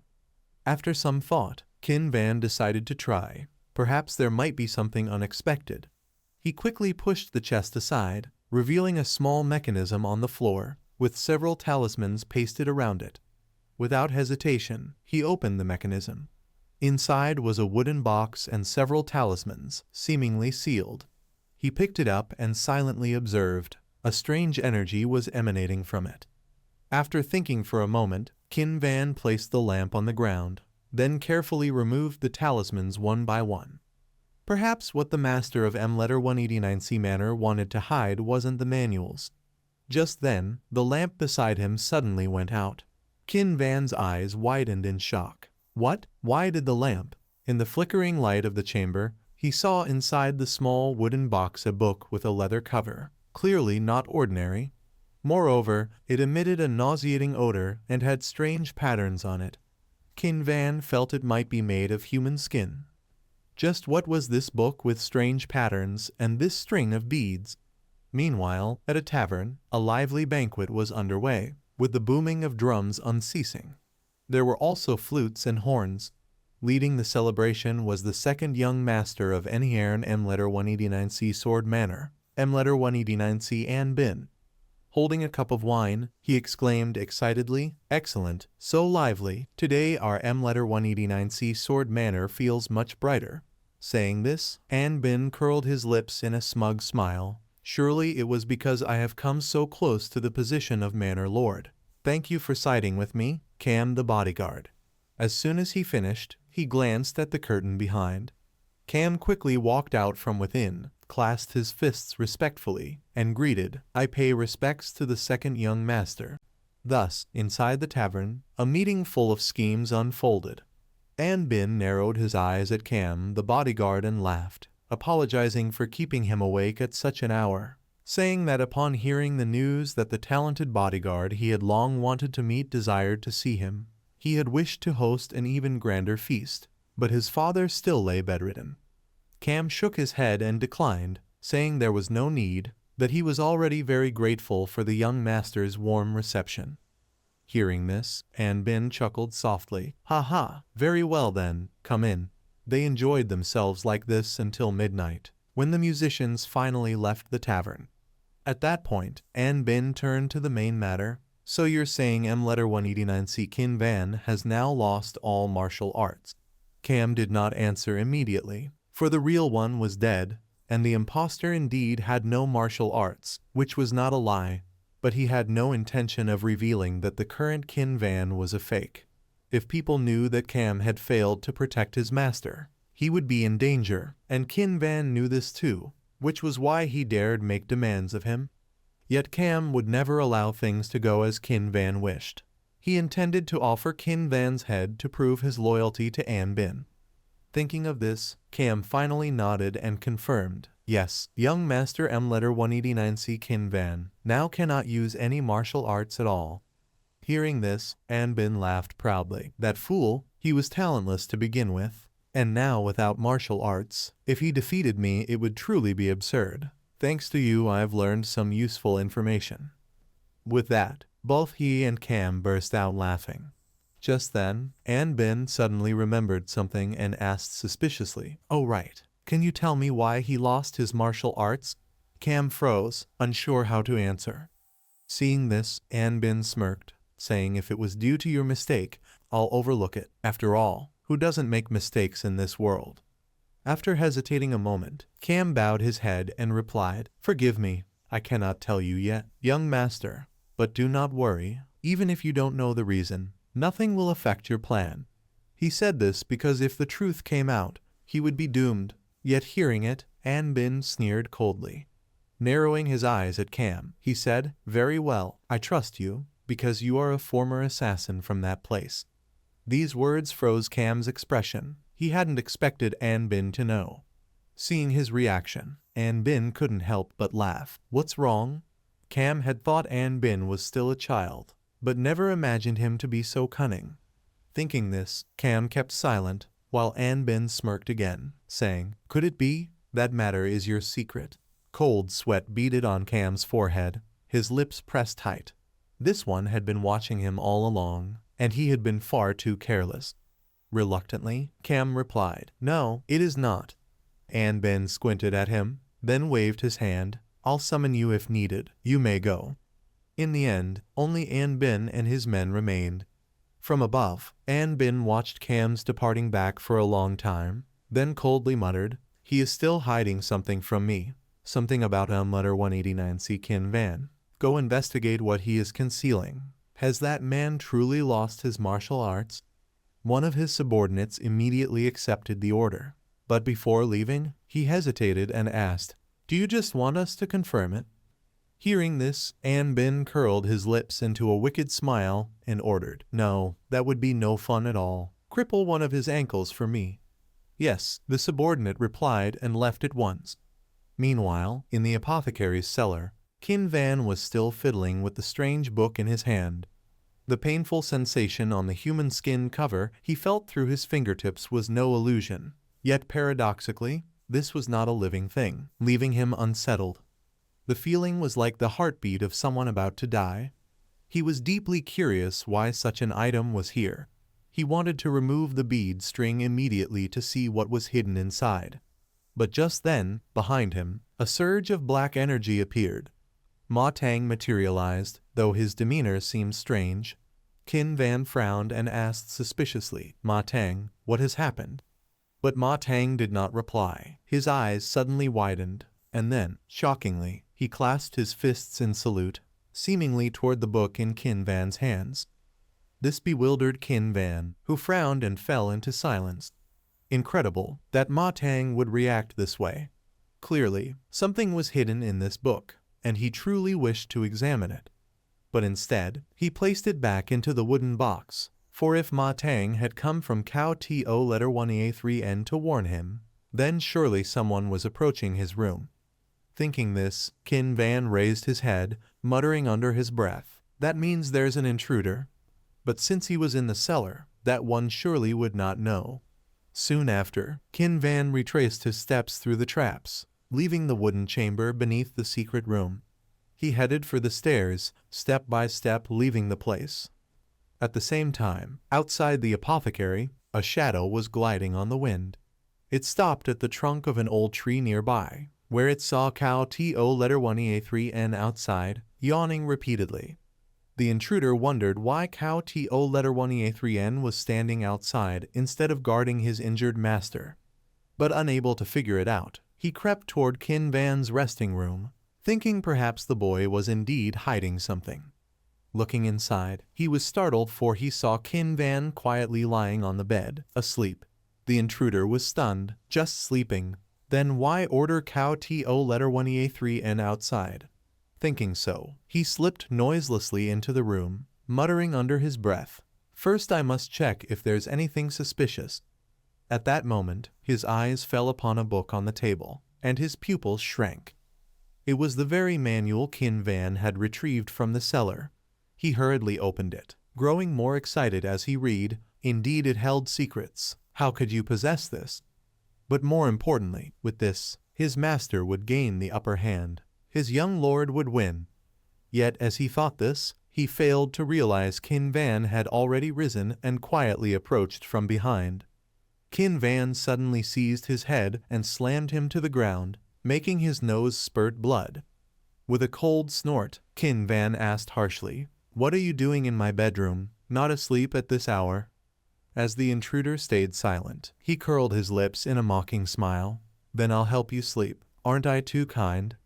With that, he smashed the intruder's head against the table again and again, as if it were a ball. Blood from his nose and mouth splattered across the floor until he passed out. Some time later, the intruder groggily awoke, only to see Qin Van upside down before him. Realizing he was suspended from the ceiling, he cried out in panic, "Where am I?" Qin Van ignored him, pulling out a dagger and driving it into the floor, making the man shudder. With a cold snort, Qin Van demanded, "Then speak now. Then speak now." Returning a few hours earlier, when the intruder was beaten until his mouth bled, and he fell unconscious, Cao Tone entered, and upon seeing the intruder's face, he exclaimed in shock, "Zhao Yicheng, why is he here?" Jing Yun suspiciously asked, "You know him?" Cao Tone slightly nodded and replied, "He is Zhao Yicheng, one of the 3 close guards of the second young master." Jing Yun upon hearing this furrowed his brows in astonishment. "The second young master? Then why did he sneak into my room?" Cao Tone slightly shook his head and said flatly, "I don't know either. But judging by the way he snuck around like that, surely it was not with good intentions." Jing Yun also felt that way, but he did not pay much attention. He slung Yicheng over his shoulder, smiled faintly and said, "Then we will just have to make him confess himself." These words frightened Cao Tone, who hurriedly tried to stop him. "You want to torture him? That cannot be. It's better to let him go. The second young master values talented men. If something happens to his subordinate, he will never let it go." Jing Yun coldly said, "Then I will consider it," and then turned to leave, leaving Cao Tone shouting desperately behind, "No, don't do that, young master. It's too dangerous." "Young master, that's the second young master's man." But even if he shouted until his voice cracked, Jing Yun still resolutely carried the man away, leaving Cao Tone collapsing helplessly to the floor, crying bitterly, "Damn it, I don't know, but perhaps nothing will happen. Although he acts like a fool, in truth he is very shrewd. It was the same at Lord Mu's estate. He won't kill him."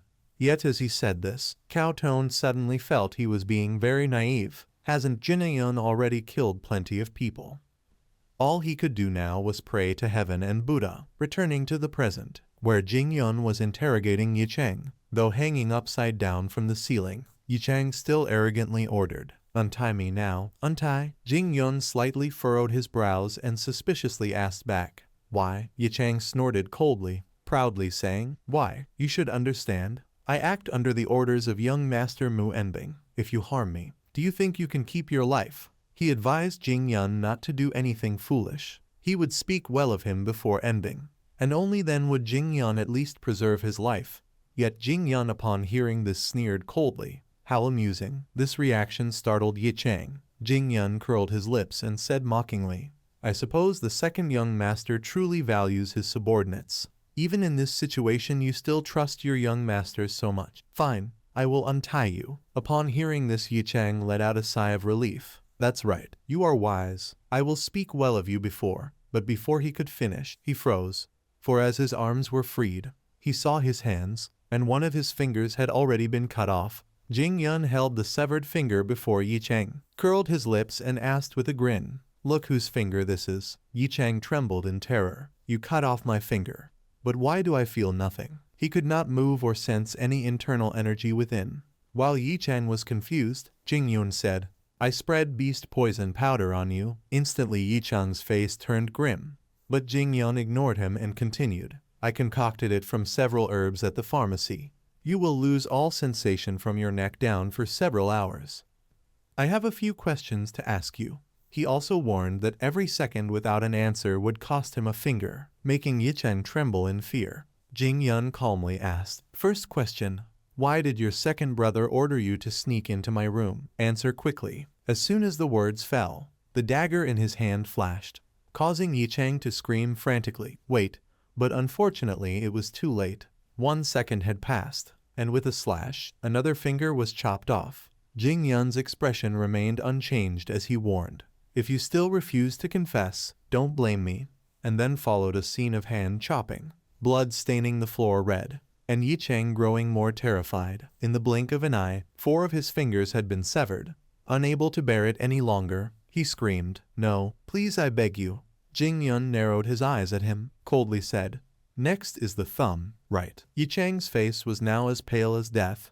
Finally unable to endure Jing Yun's torture, he began to spill everything. Yi Chang hurriedly confessed, Young Master Mu Enbing ordered me to investigate the reason you lost your martial arts. The air instantly grew silent, and Jing Yun also paused his actions. At this moment Yi Chang sighed in relief. Jing Yun furrowed his brows in thought. The reason he lost his martial arts. He must be telling the truth. Thinking this, Jing Yun sneered, narrowed his eyes at Yi Chang and coldly asked, The next question. The guard Cam said so, didn't he? Yi Chang was stunned, but afraid Jing Yun would cut off his thumb, quickly nodded, Yes.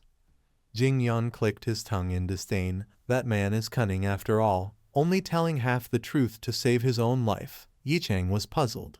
How could Jing Yun know Cam betrayed him? Since when had he become so clever? Could it be that he had suspected Cam from the start? No? If so, then why torture me? While Yi Chang was confused, Jing Yun suddenly said with difficulty, But now I can't think of any more questions. These words startled Yi Chang for a moment. Jing Yun saw his reaction and couldn't help but smile faintly, pretending to hesitate.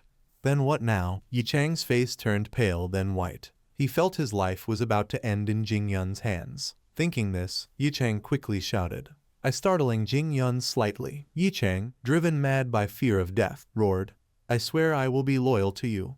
He said he had not known Jing Yun was so intelligent, that he was very suited for the position of clan master. So give him a chance to choose the right path. Not only that, Yi Chang kept swearing over and over, in short only begging Jing Yun to spare his life. His words made Jing Yun somewhat impatient, coldly cutting him off. Enough. Yi Chang was drenched in sweat, his heart hanging by a thread.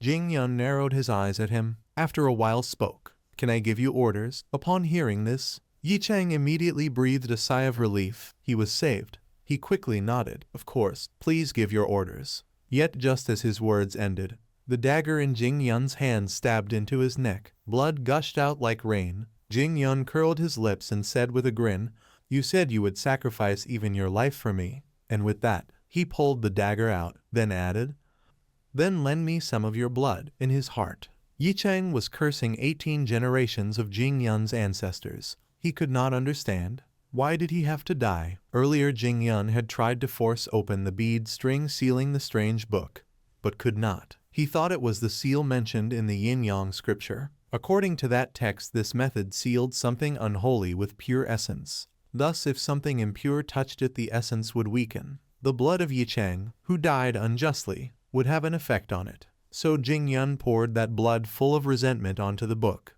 Thus the unholy within took form. Now all Jing Yun had to do was wait until Yi Chang's blood ran dry.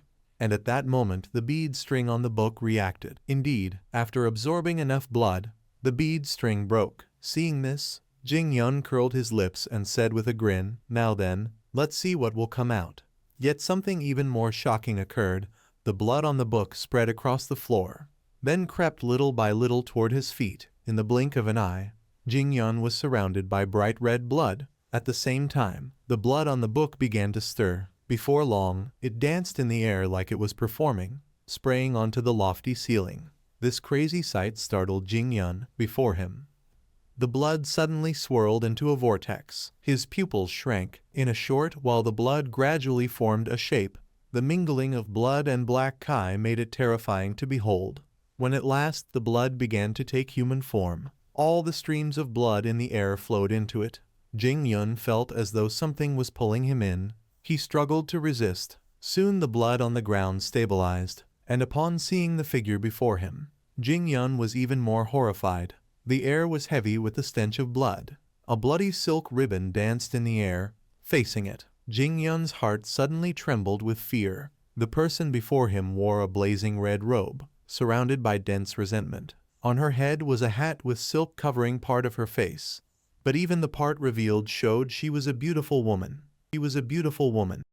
Jing Yun was stunned watching this scene. He recognized this thing. Wasn't this a wraith of the 6th spirit level? No, it was the 5th level mentioned in the Yin-Yang family's scripture. This woman was a wraith of the clear spirit level. Honestly, Jing Yun had thought a 6th spirit wraith would appear. Unexpectedly, his luck was this good. Only at this moment his body suddenly wavered. His whole being felt as if sinking into a swamp of mud. The woman before him faintly spoke. Fool. Jing Yun on this side was struggling desperately to rise from the pool of fresh blood beneath his feet. But it was useless. The wraith before him reached out and pulled the metal smoking pipe from her hair. She curled her lips into a smile and said, "Release your soul and offer your spirit to me." Jing Yun narrowed his eyes at the woman before him, fell into silence. The 5th level of wraith, clear spirit. It was an ancient soul spirit, carrying hatred for decades. Its strength enough to cause immense influence in a determined area, creating illusions for the eyes and ears to harm its target. A wraith like the woman before him had to be eliminated, because she was extremely dangerous. While Jing Yun was thinking, that wraith suddenly widened her eyes in astonishment. She suspiciously muttered, "Why have you still not released your soul?" How slow. Jing Yun bit his lip hard. He had read in that book. It said they were extremely dangerous. Now Jing Yun understood why the book had said so. Thinking this, he curled his lips and said with a smile, "Interesting." These words made the female wraith frown in surprise. Jing Yun pressed his hands into the pool of blood, faintly said, "No matter how high the level of a wraith's power is, you still crave the bodies of others. You found something amusing for me." Saying this, he lifted his head toward the female wraith, curling his lips into a mocking grin. "It seems your soul can do nothing without a body, right?" Upon hearing this, the female wraith said nothing, but in her eyes appeared a trace of interest. Jing Yun did not care, continued smiling. "If you crave my body so much, then why not use your strength to take it?" As soon as his words ended, the female wraith flicked her hand. A streak of blood shot through his body. A hollow mark appeared at Jing Yun's waist. The female wraith clicked her tongue in disdain. "Idiot, die," as her words fell. The smoking pipe in her hand swept again. Immediately streaks of blood continuously surged forward, piercing through Jing Yun's body. In the blink of an eye, the fresh blood corroded half his face, making him panic greatly. Seeing this, the female wraith coldly snorted. "Now you see, in the end you are powerless." So she said Jing Yun had no choice but to offer his spirit to her. But the female wraith was mistaken. Jing Yun's feet still stood firm in the pool of blood, making her involuntarily astonished. Jing Yun held his body torn in many places, gasping for breath, but his eyes remained unyielding. The female wraith frowned, even with flesh torn off, his face shredded. He still resisted her. Thinking this, she spoke again. "It seems you are not an ordinary bastard. But it's the same anyway." As her words fell, she raised her hand. The streams of blood beneath Jing Yun's feet suddenly swirled, coiling around his ankles. Jing Yun's pupils involuntarily widened in horror. In an instant his whole body was flung backward. The female wraith also lifted herself into the air, faintly spoke. "Human, I will offer you a bargain. If you are willing to offer me your spirit, I will help you fulfill one of your wishes." Jing Yun narrowed his eyes at her, frowned and asked, "My wish? Why would you bargain with me like this?" That woman did not answer. Calmly ordered, "Consider my proposal. If I continue to act, your soul will be damaged. That is of no benefit to me." Jing Yun did not answer immediately, instead asked back, "And if I refuse?" With a light snort, the female wraith coldly opened her mouth. "Then simply I will kill you and find another soul." As soon as her words fell, The blood binding Jing Yun suddenly loosened. Jing Yun stammered, "There is one." Upon hearing this, the female wraith rejoiced. She hurriedly exclaimed, "That's right. Tell me your wish. Whoever betrayed you, no matter who it is, I will make them pay with their lives and shatter their souls." Under her urgent urging, Jing Yun suddenly fell silent. But she still pressed him. "Tell me right away. What is your wish?" Hearing this, Jing Yun grew irritated, coldly snorted, "My wish is for you to shut up and work for me." These words made the female wraith grit her teeth in fury. She roared angrily, "You insolent fool! Then taste my power." As her words ended, the resentment around her body erupted violently. The blood streams were also controlled by her. In an instant they seemed alive, rushing forward. Seeing this, Jing Yun was alarmed. With a loud boom, the place exploded. His body was buried in the blood, along with the evil voice of the female wraith. "You feel pain, don't you? Each time your flesh is torn, as if your bones are breaking. Your body is shattered already, isn't it?" She said she even felt a bit humiliated to have harmed his spirit slightly. At that moment, Jing Yun's body fell aimlessly. He seemed like something lost in this space. This taste, its color even redder than the cornelian cherry, it was slimy and filthy. The taste made Jing Yun feel disgusted. Based on feeling, touch, sight and taste, all showed it was blood. But as he fell deeper into this crimson space, he felt something different. Jing Yun had tasted blood many times when he bore the name Ghost Slayer.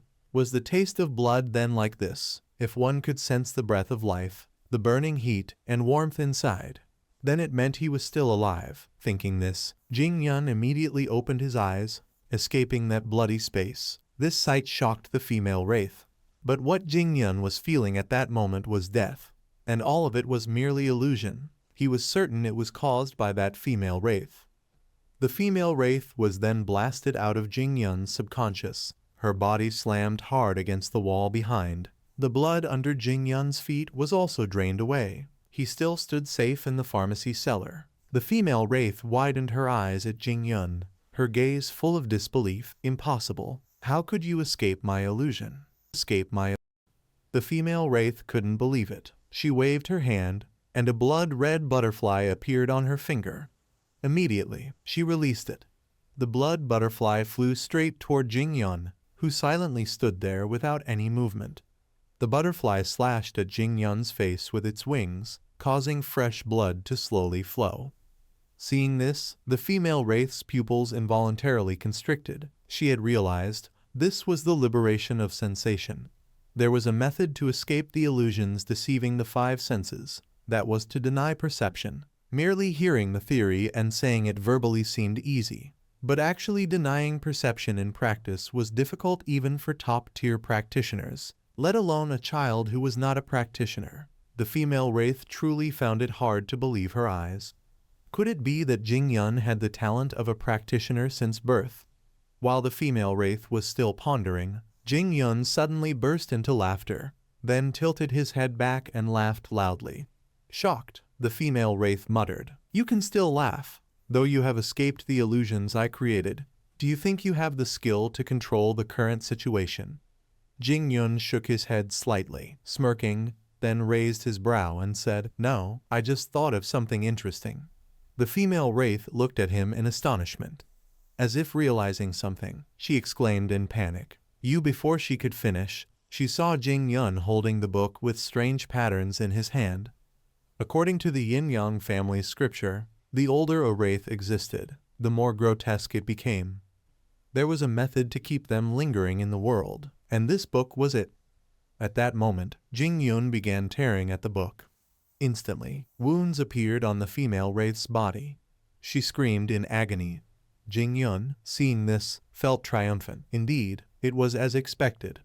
The female wraith bit her lip in rage, cursing, "Bastard, how dare you? No one has ever destroyed that book full of malevolent energy. That's why top-tier practitioners sealed it. How could Jing Yun do this?" At this point, she was at the peak of fury, screaming madly, "You have truly infuriated me." Then the streams of blood attacked Jing Yun again. The female wraith also charged forward, gripping his neck tightly. She roared in madness, "Claim that this is just an illusion if you can. Now I don't need your soul anymore. I will kill you. Foolish to lose this gift from heaven." Yet Jing Yun remained calm, smiling, saying, "How strange. You could have taken back the human skin book from me. But you didn't. Indeed, just as I thought, you cannot touch this book, right?" This froze the expression on the female wraith's face. But Jing Yun didn't care. He continued smiling. Then, he directly chewed and swallowed fragments of the book cover. The female wraith grew increasingly enraged. Her eyes reddening, she screamed madly, "How dare you? Throw it away. Throw it at once." Unfortunately, Jing Yun ignored her words. The blood that had pierced his body earlier was now invading his whole body, flowing backward and destroying him. Despite her frenzied orders to spit it out, he stubbornly swallowed it down. Jing Yun felt his entire body break in agonizing pain, like the first time he had ingested poisonous herbs. But what made this pain even more terrible was the female wraith's fury, her hatred for someone else, as high and despairing as his own. The female wraith glared at Jing Yun in rage. The smile on his face grew even brighter, driving her into a frenzy. She gritted her teeth, screaming, "You mad bastard!" At that moment, her hands squeezed Jing Yun's neck, causing fresh blood to spurt from his mouth, splashing onto her face, leaving her stunned. Even Jing Yun hadn't expected this. In an instant, the two streams seemed to merge. When Jing Yun regained consciousness, he was in a dark place, the human world ablaze with fire and smoke. He looked around, corpses lying everywhere, piled like mountains. In this land of death, a solitary figure knelt on the ground.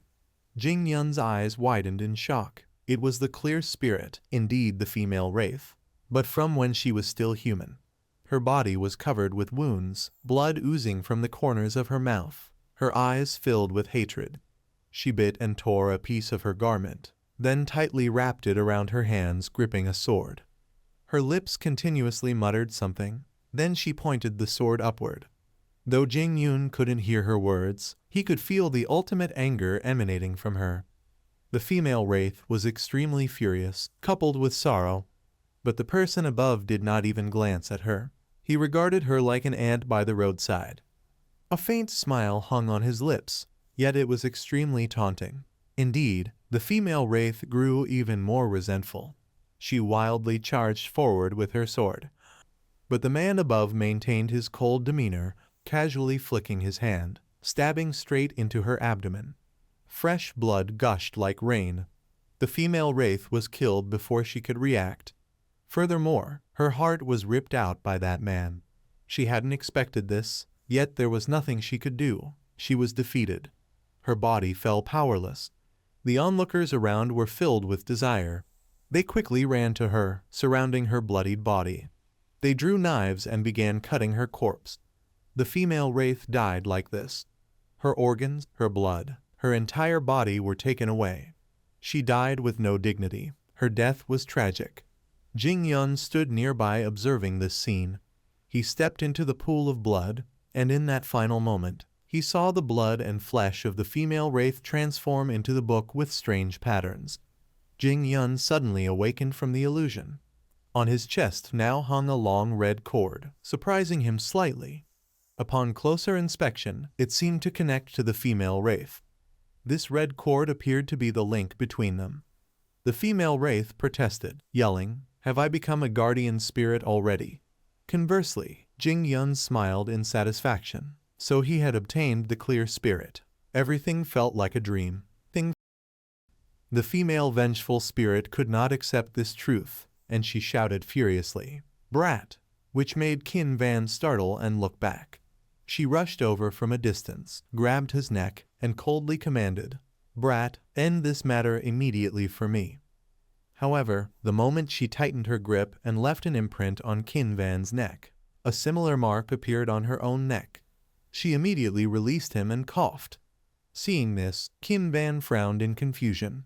It seemed that a guardian spirit and its master would share the same sense of pain. He suddenly remembered Ma Tang, wondering if it would feel the same. At this moment, he felt as if he had died and come back to life. Naturally, Ma Tang felt similarly. It did not understand why its body would appear and disappear, sometimes clear, sometimes faint, making it scared enough to want to cry. Inside the basement of the pharmacy, The female vengeful spirit still refused to speak to Qin Van, sitting in a corner. But he cheerfully approached and started a conversation. It seems we are bound together now, so let's help each other. My name is Mok Qin Van. What about you? What should I call you? The female vengeful spirit was silent for a moment, and after a while, she coldly responded, Call me whatever you like. Hearing this, Qin Van grinned mischievously and said, Then I'll call you Red Stag Armor Beetle. The female vengeful spirit glared at him in rage. Hey, do you want to die? Seeing her reaction, Qin Van laughed loudly, pouted, and said, It seems you don't quite like that name, huh? The female vengeful spirit ground her teeth and said, How dare you mock me? Qin Van paid no attention and calmly asked, If you don't like it, then tell me your name. The female vengeful spirit coldly turned her face away. Why should I tell a mortal like you? Qin Van was a little at a loss. She neither liked the name he gave nor wanted to reveal her true name, so what could he do? After a long moment of contemplation, he whispered, No choice then, I'll find a suitable name for you. The level of this female vengeful spirit was a Thon Lin. Thinking of this, he immediately said with a smile, Then I will call you Than Lin. Than Lin still said nothing, keeping her proud demeanor as she turned away. Qin Van sighed helplessly. Indeed, she was proud, but he could not use strength to tame her, and he had gained her not through power, so he would have to persuade her gradually. Thinking this, Qin Van suddenly noticed the book lying on the ground. He hurriedly said, Ah, and this human skin book, Than Lin, do you know what's inside? Than Lin coldly snorted, Who is Than Lin? I don't know. I'm busy, don't talk to me. Qin Van was speechless at her words, so he had no choice but to open it himself. The moment he saw the characters inside, he was astonished. They were written in blood. The cover was made of skin, the writing in blood. Who created it was unknown, but it was truly fascinating. Yet all of it was gibberish. What did it actually mean? Than Lin, watching his confused expression, could not help but smile smugly. Qin Van glanced at her. She clearly did not want him to know. Unexpectedly, Qin Van persisted in reading the contents. On one page, he seemed to understand a bit and could not help but read aloud. I am in utter despair. When forced to rely on another's mind, before fading into nothingness, I must seize a body. Hearing this, Than Lin immediately turned her head to look. The air around suddenly froze. The tobacco pipe in her hand abruptly went out. The surrounding death energy surged toward Qin Van like waves, but he seemed oblivious, still mumbling the words in the book. Demons always obstruct good things, but utmost blood has the power to reverse all things. Reading this, Qin Van was suddenly astonished. His hand had adhered tightly to the book. Than Lin then regained her composure. She could not believe it and muttered, Impossible, how could you do this? Qin Van looked at her in confusion. What am I doing? Did the book do it by itself? Yet at that moment, a stream of black energy suddenly entered Qin Van's body. Than Lin experienced the same. She urgently shouted, Brat, hold your breath. Quickly, Qin Van promptly followed, and Than Lin remained by his side instructing. Empty your mind, don't interpret anything at all. Qin Van closed his eyes, focused, and followed her instructions. Soon, a stream of death energy appeared, separating his hand from the book. Seeing this, Than Lin's eyes widened in astonishment. So quickly? Qin Van had solved the ritual lock. Could someone without martial arts achieve this? Strangely, he had discovered the incantation of the mysterious ritual in the book. Thinking this, Than Lin could not help but smile coldly. That incantation was only visible to the restless spirits of the dead. So how could someone alive like Qin Van see it? While she was pondering, Qin Van slumped down, panting, and said, Suddenly I feel suffocated, like I'm about to die. Why is this? Than Lin slowly explained. Because you did not perform the ritual correctly. You breathed incorrectly. Qin Van looked at her in surprise, smiling. So now you're explaining it to me. Than Lin realized she had spoken out of turn. She scolded in embarrassment and anger. I only said it so your foolish self wouldn't implicate me. Qin Van nodded and laughed. All right, all right. Then what exactly is this ritual? Fan Lin spoke slowly. As its name implies, when you absorb something, it will adhere to you, and you can control it with your will. She explained for a while, then suggested, now, try to absorb it. Qin Van was slightly surprised and looked toward Enhat Thuong's corpse. He went over, pulled him, and asked in doubt, this one? Fan Lin nodded slightly. Yes, absorb the energy from the Danshin. Its energy will be released because he is dead. Hearing this, Qin Van asked sleepily, the Danshin is below the navel. Fan Lin scolded in dissatisfaction. Do you even need to ask that? Afraid of being scolded, Qin Van placed his hand under Enhat Thuong's navel as instructed. Fan Lin then suggested, now, recite the incantation again. Qin Van nodded slightly, then began mumbling the incantation. In an instant, a stream of purple death energy appeared, quickly entering Qin Van's body. Surprisingly, it poured out from Enhat Thuong's body. Qin Van's eyes widened in astonishment. The warmth flowed through his blood vessels into his palms, then circled around his Danshin.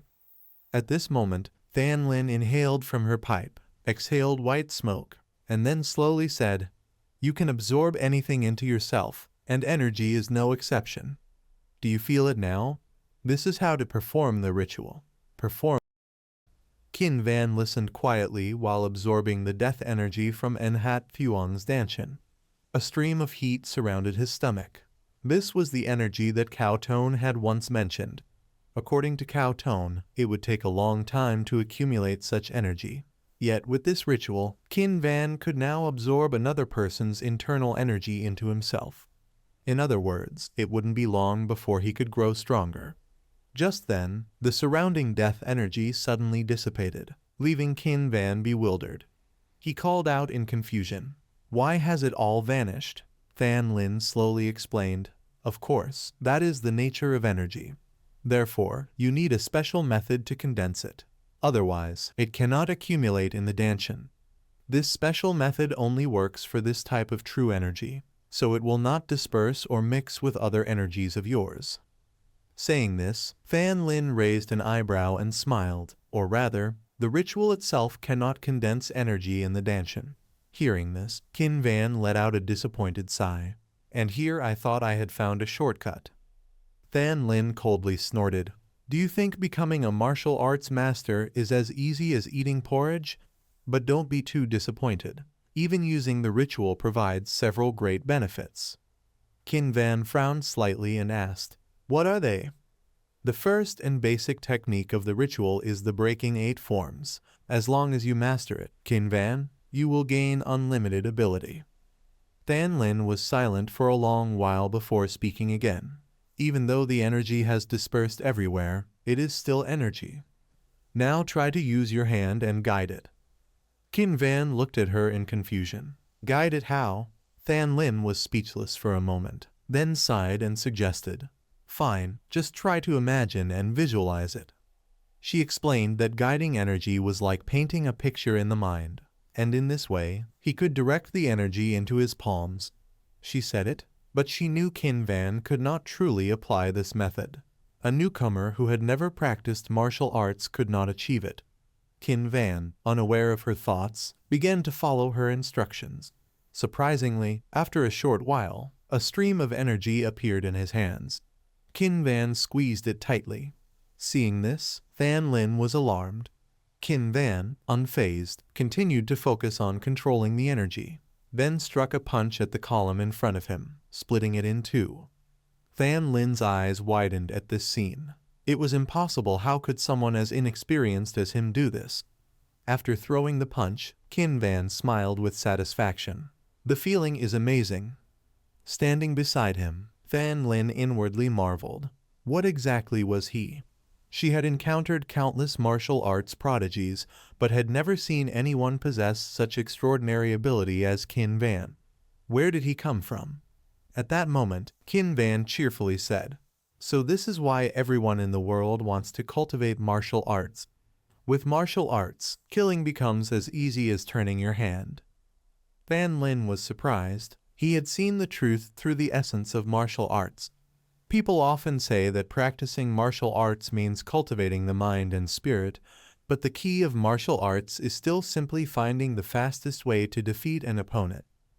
While she was pondering this, Qin Van's voice rang out, pulling her from her thoughts. He asked in doubt, "Then what is the second technique?" Fan Lin winked. "That is," but quickly realized something. She furiously turned away, muttering in frustration, "I've been tricked by this brat again. In that case, I might as well be helping him." Because he always followed her instructions and kept asking, she had inadvertently revealed too much. Now she understood why the minds of master instructors were always obsessed with teaching disciples. Seeing her reaction, Qin Van asked curiously, "Fan Lin," she coldly interrupted, "don't talk to me." Qin Van was slightly disappointed. That was all? He still had many questions he wanted to ask her. She had said that sooner or later, the energy would dissipate anyway, so what was the small amount of cold energy still in his hands? Should he ask? But Fan Lin's demeanor made it difficult to ask. Qin Van sighed helplessly. "Forget it. Even if I ask, I won't get an answer. Discovering it myself will be more interesting." Thinking this, he said, "Fan Lin, let's get out of here." By nightfall, the moon was high, showing only a crescent. Madame Thatch's bodyguard, Hokan, quietly approached a place. A tall building stood isolated in a desolate land. This was the Gui Lin Pavilion. Hokan took a deep breath before pushing open the door. Inside were many wooden statues that looked somewhat terrifying, as well as strange wooden heads placed on the ground, with talismans attached. At the highest point stood a grotesque bronze statue. Upon entering, Hokan saw them and could not help trembling. Why did this room contain so many horrifying sculptures? It frightened her. Just then, the furnace in front of Hokan suddenly blazed, startling her. After a moment's thought, she spoke. "I am certain that after the letter and the corpse were brought here, you all must have known what happened." She said that their master, the Methodist Mo then, had been killed, and the killer was the third young master of Enheen Mok sword sect, Mok Qin Van. As soon as she finished, the carved statue in front of her shook. Hokan placed a cloth bag on the table and murmured, "This is 300 taels of silver Madame sent you. If you fulfill her commission, you will receive over 400 taels." She said the commission was to eliminate the third young master and asked if they would accept it. There was no reply. The atmosphere fell into terrifying silence. At that moment, the fire in front of her went out. Hokan felt it was done, bowed, and said, "Many thanks." Then she left Gui Lin Pavilion, and after walking some distance, she turned to look back. Cold sweat formed on her forehead. Although no one was there, she felt as if hundreds of eyes were watching her. It was eerie. Had it not been for that commission, she would never have set foot here. Meanwhile, inside Gui Lin Pavilion, Mo Then's corpse lay below. At that moment, a low voice and the clinking of a staff confirmed he was the one who had killed him. At some point, a figure dressed in white with a covered face appeared beside Mo Then's corpse. As soon as this was said, another wooden statue made a sound, confirming it.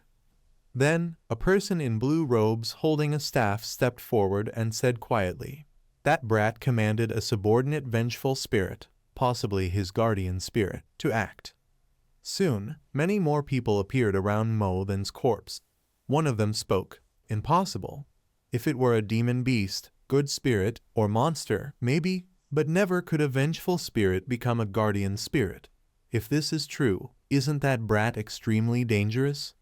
Another person concluded, ordering quietly, "One of you must go eliminate the third young master of Enheen Mok sword sect to appease Mo Then's soul." The staff holders immediately responded in unison, "Understood." The next morning, as the sun rose, at Enheen Mok sword sect, Cowtone was still half asleep, yawning and tearing up. He grumbled while walking, "That brat, I stayed up all night guarding, only just rested a bit, and he still sends me off on a task." Then Cowtone knocked on Qin Van's room and said, "I brought the furnace." Qin Van, busy training, nodded, "Good." He then started a fire in the furnace. Cowtone asked in doubt, "But why do you need this furnace?" Qin Van replied calmly, I need to burn some things. He picked up 2 secret manuals. Seeing them, Cowtone gasped in horror. Don't tell me you're going to burn these. Kinvan nodded calmly. Yes, the secret manuals of Menheen Mock Sword Sect. Cowtone, shocked, shouted in fear. Why would you do this? Kinvan did not answer. He tore each page and threw it into the furnace, while Cowtone could only watch helplessly in horror as he burned something everyone desired. He truly felt that Kinvan had gone mad. He had actually burned both secret manuals. Kinvan paid no attention to what Cowtone thought and continued to burn the books frantically. Cowtone finally could not hold back any longer. He cried out in shock and demanded, "Young master, why are you burning them? You don't know martial arts, but surely you will use these. Many people covet these manuals. We could have taken advantage of them." Kinvan, feeling annoyed, threw a book directly at his face and said coldly, "That's exactly why I'm burning them." Cowtone looked at him in confusion and asked, "What do you mean?" Kinvan replied calmly, "So that only I can use these 2 manuals." The more Cowtone heard, the more bewildered he became, asking again, "What do you mean by that?" Kinvan struck a mysterious pose, pointing to his head, and smiled slightly. "Here, it's all in here." Cowtone suddenly understood. Kinvan had memorized everything. Then Kinvan said, "Cowtone, your task is to deliver them to Madame Thatch and the second young master before dawn." Cowtone, once again confused, asked, "Why?" Kinvan smiled casually. "Didn't you just say many people are coveting them? I want the estate to remain peaceful and harmonious." Cowtone froze. But he thought, Kinvan just burned them with fire, so what exactly is he going to give Madame Thatch and the second young master? Kinvan just smiled mysteriously. Then he said, "So we share it with everyone, isn't that better?" Cowtone broke out in a cold sweat, seemingly starting to understand. Outside, the sun had risen high. In a room, a man was making the bed. This was Cam, a bodyguard, who had just woken up. After tidying the bed, he changed clothes, cleaned the surroundings, and checked the day's tasks. These habits had formed when he was an assassin. Everything had to follow rules and be carefully planned. But soon, he would no longer need to live this way. Cam poured himself a cup of tea, leisurely sipped it, and thought about his future plans. If he redirected his focus to Enbin, he would soon hold the position of head of the estate. Not long ago, he had been an orphan, doing everything on his own. Now, a new chapter of his life was about to begin. Just then, a servant entered to report, "Bodyguard Cam, young master Enbin is seeking you." Cam frowned slightly, eyes full of doubt. A short while later, at Enbin's small courtyard, the sound of breaking objects echoed continuously. Cam came out, his head covered in fresh blood, face filled with anger. Minutes earlier, when Cam arrived, Enbin had told him that Zhao Enhat Thuong had disappeared, shocking him greatly. Enbin ground his teeth and said, "I sent bodyguard Zhao to investigate to confirm whether the third young master truly lost his martial arts, yet he has vanished without anyone noticing.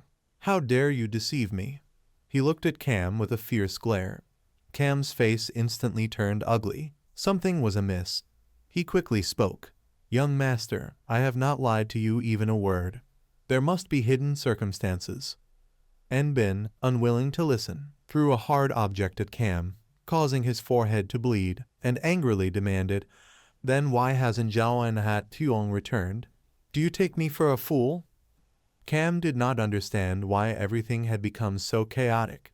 If this continued, his last support would be gone. He could not allow all his past efforts to be wasted. So he clenched his fist and pleaded, "Please give me time. I will bring Zhao Enhat Thuong back to prove I have not deceived you." Enben, still furious, shouted, "And you expect me to believe you?" At this, Cam firmly swore, "I swear on the life of a martial artist, and I stake my arm as well." Hearing this, Enbin was momentarily stunned, silent for a long while before slowly saying, "Very well, then prove it." Enbin glared at Cam and said boldly, "This time I give you a chance. If you find Zhao Enhat Thuong, I will trust you. Otherwise, I will take your life, not just your arm. Understood. Cam immediately bowed and accepted the order. Returning to the present, Cam had come back to Qin Van's small courtyard, thinking to himself that ever since the impostor appeared, nothing had gone according to his plans. If Qin Van had any intentions, Cam would certainly not let him succeed.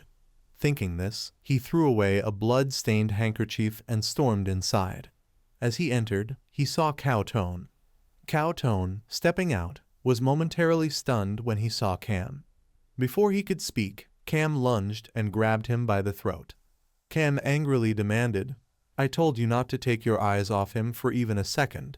Do you not respect my orders?" Cao Tone shook his head helplessly. "No, that's not true." Cam, enraged, scolded, "Then why are you standing here? Have you colluded with him?" Cao Tone shook his head lightly. "Collude? No." But at that moment, Cam loosened his shirt, revealing something inside. He immediately grabbed it. It was the 2 manuals. Cao Tone panicked, shouting, "Wait, senior brother, that is—" But Cam no longer heard him, his eyes fixed on the books in his hands. The titles clearly indicated the mental techniques of Enheen Mock Sword Sect. Cao Tone's face went pale, then white, sweating profusely in fear. Cam glared at him and demanded fiercely, "What have you been doing all this time?" Cao Tone was stunned, unsure how to explain. Before he could respond, he was punched, blood spraying everywhere. The servant in the small courtyard saw the horrifying scene. Cam strode in fiercely, dragging a person along the ground. Cao Tone had lost consciousness, being pulled like a cow. Cam angrily kicked the door of Qin Van's room, his face full of rage. He threw Cao Tone onto the ground without mercy. Qin Van glanced at him, seeing Cao Tone's nose and mouth covered in blood. He paid no attention, raising an eyebrow and smiling. "Welcome, bodyguard Cam." In an instant, the room was filled with the smell of gunpowder. Cam, the bodyguard, glared at him, speaking coldly. "Explain yourself." As he felt disgusted just looking at Qin Van's face, it made him feel dirty, filthy, and furious. Qin Van feigned innocence and asked, "Explain what?" Cam slammed the door shut with his hand, gritting his teeth in warning. "I don't have time to watch you put on a show." Qin Van merely smirked, a mocking smile without revealing a trace of weakness in his eyes. On the contrary, Cam felt an indescribable agitation and lingering fear in his heart. Thinking, he ground his teeth and said, "From the beginning, I told you how to behave." No sooner had he spoken than he lunged at Qin Van, grabbing his neck. In Cam's eyes glinted a murderous intent as he spoke coldly. "If you do anything foolish, I will deal with you." Qin Van let out a cold laugh, smirking. "Did you say that? Why don't I seem to remember?" His extremely teasing attitude made Cam furious. He roared madly, "You bastard, where is the second young master's bodyguard?" Qin Van still played dumb, asking coldly, "Who are you talking about?" Biting his lip aggressively, Cam clenched his fists and said coldly, "Stop pretending. There's no way you didn't touch him." Qin Van clicked his tongue in denial. "I'm not strong enough to have the ability to touch anyone." This attitude of his only infuriated Cam more, confirming immediately why he felt so restless. Seeing Cam's reaction, Qin Van grinned mockingly. His tone teasingly said, "I said so, don't you agree? I'm the 3rd young master who lost his martial arts, so how could I have killed him? Didn't you say so yourself?" These words made Cam's face change color. Qin Van didn't care and continued to smile, saying, "You said it. The 3rd young master cannot use martial arts from now on." Cam grew even angrier, his face red with fury. He could no longer hold back and drew the knife from his back. He was certain of one thing. Qin Van had killed Anhat Thuong, and therefore he must deal with him. Yet at this moment, Qin Van was not afraid in the slightest, but laughed aloud mockingly. "Ha ha, what will you do, Cam? You were the one who made me an impostor." Saying this, he became even more frenzied. Qin Van shouted fiercely, "It was me, the impostor, who killed the 2nd young master's bodyguard." These words struck a sore spot for Cam. Without hesitation, he stabbed Qin Van's shoulder with the knife. and the scent of fresh blood immediately filled the air. Cam had now become completely frenzied. The furniture in the room began to break. Kin Van pressed his hand against the wound on his shoulder, leaning against the wall and panting, while Cam was no better. He half sat, half kneeling on the ground, bowing his head in grief. After a long moment, Cam muttered, "I was born an orphan, grew up in an assassin's camp, then left, saved some money, and finally came to Anhin mock sword sect. For 3 years I have endured and managed everything. Those were 3 years of selling my life. But Kin Van has ruined everything. Killing the third young master wasn't enough.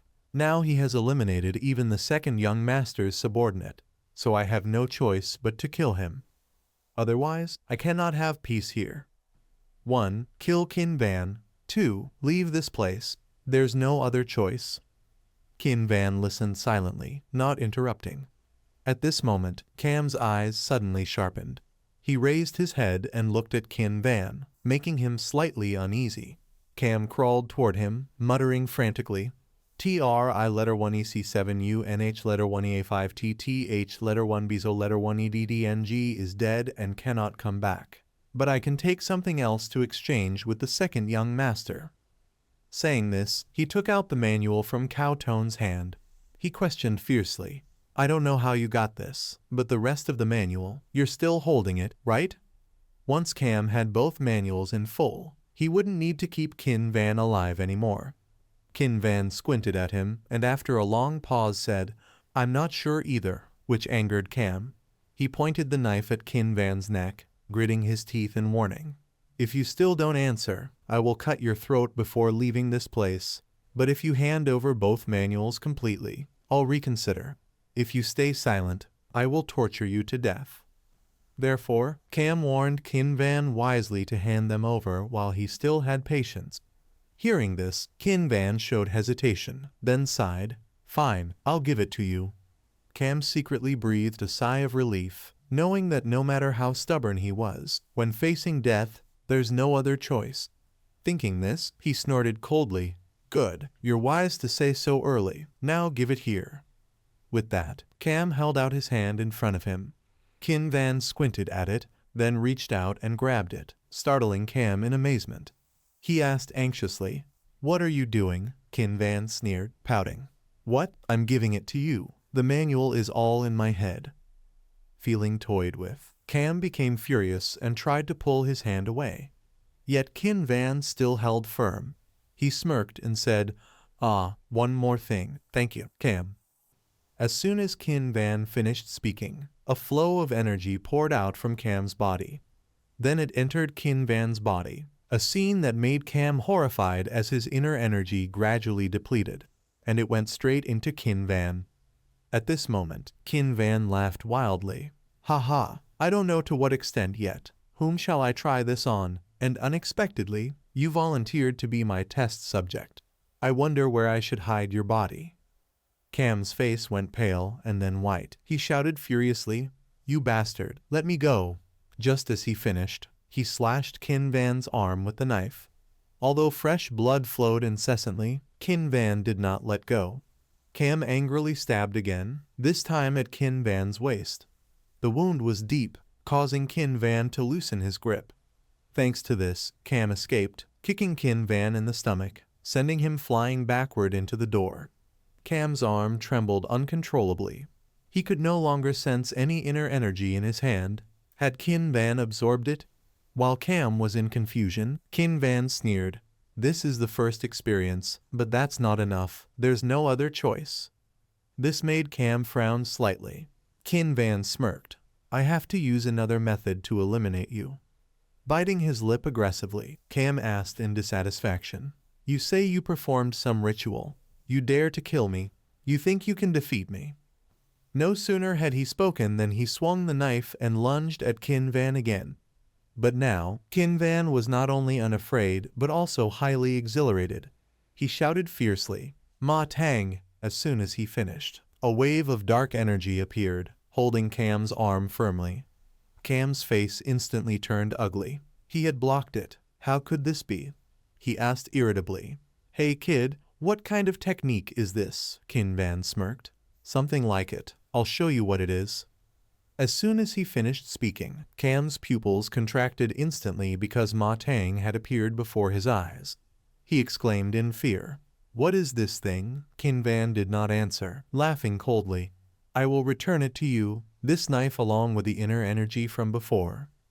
As soon as he finished speaking, he lunged with the knife without hesitation, stabbing Cam in the chest, causing him to scream in pain. Qin Van's face remained expressionless, and he said coldly, because they belong to you. Cam, the bodyguard, staggered back a few steps. Fresh blood dripped from his chest onto the ground. The knife wound was on his right chest, not a vital spot. But if he removed the knife improperly, he could bleed out. Qin Van had drained all of Cam's inner energy, and even used that power to attack him, which infuriated him. Why had he brought such a dangerous person here? Yet Cam still had something to use to threaten Qin Van. Thinking this, he sneered, causing Qin Van to feel slightly uneasy. He glared at him and said coldly, Have you forgotten that you ingested my poison pill? Isn't that the secret weapon for situations like this? But Qin Van was not afraid at all. He calmly raised an eyebrow and said, So what? Go on.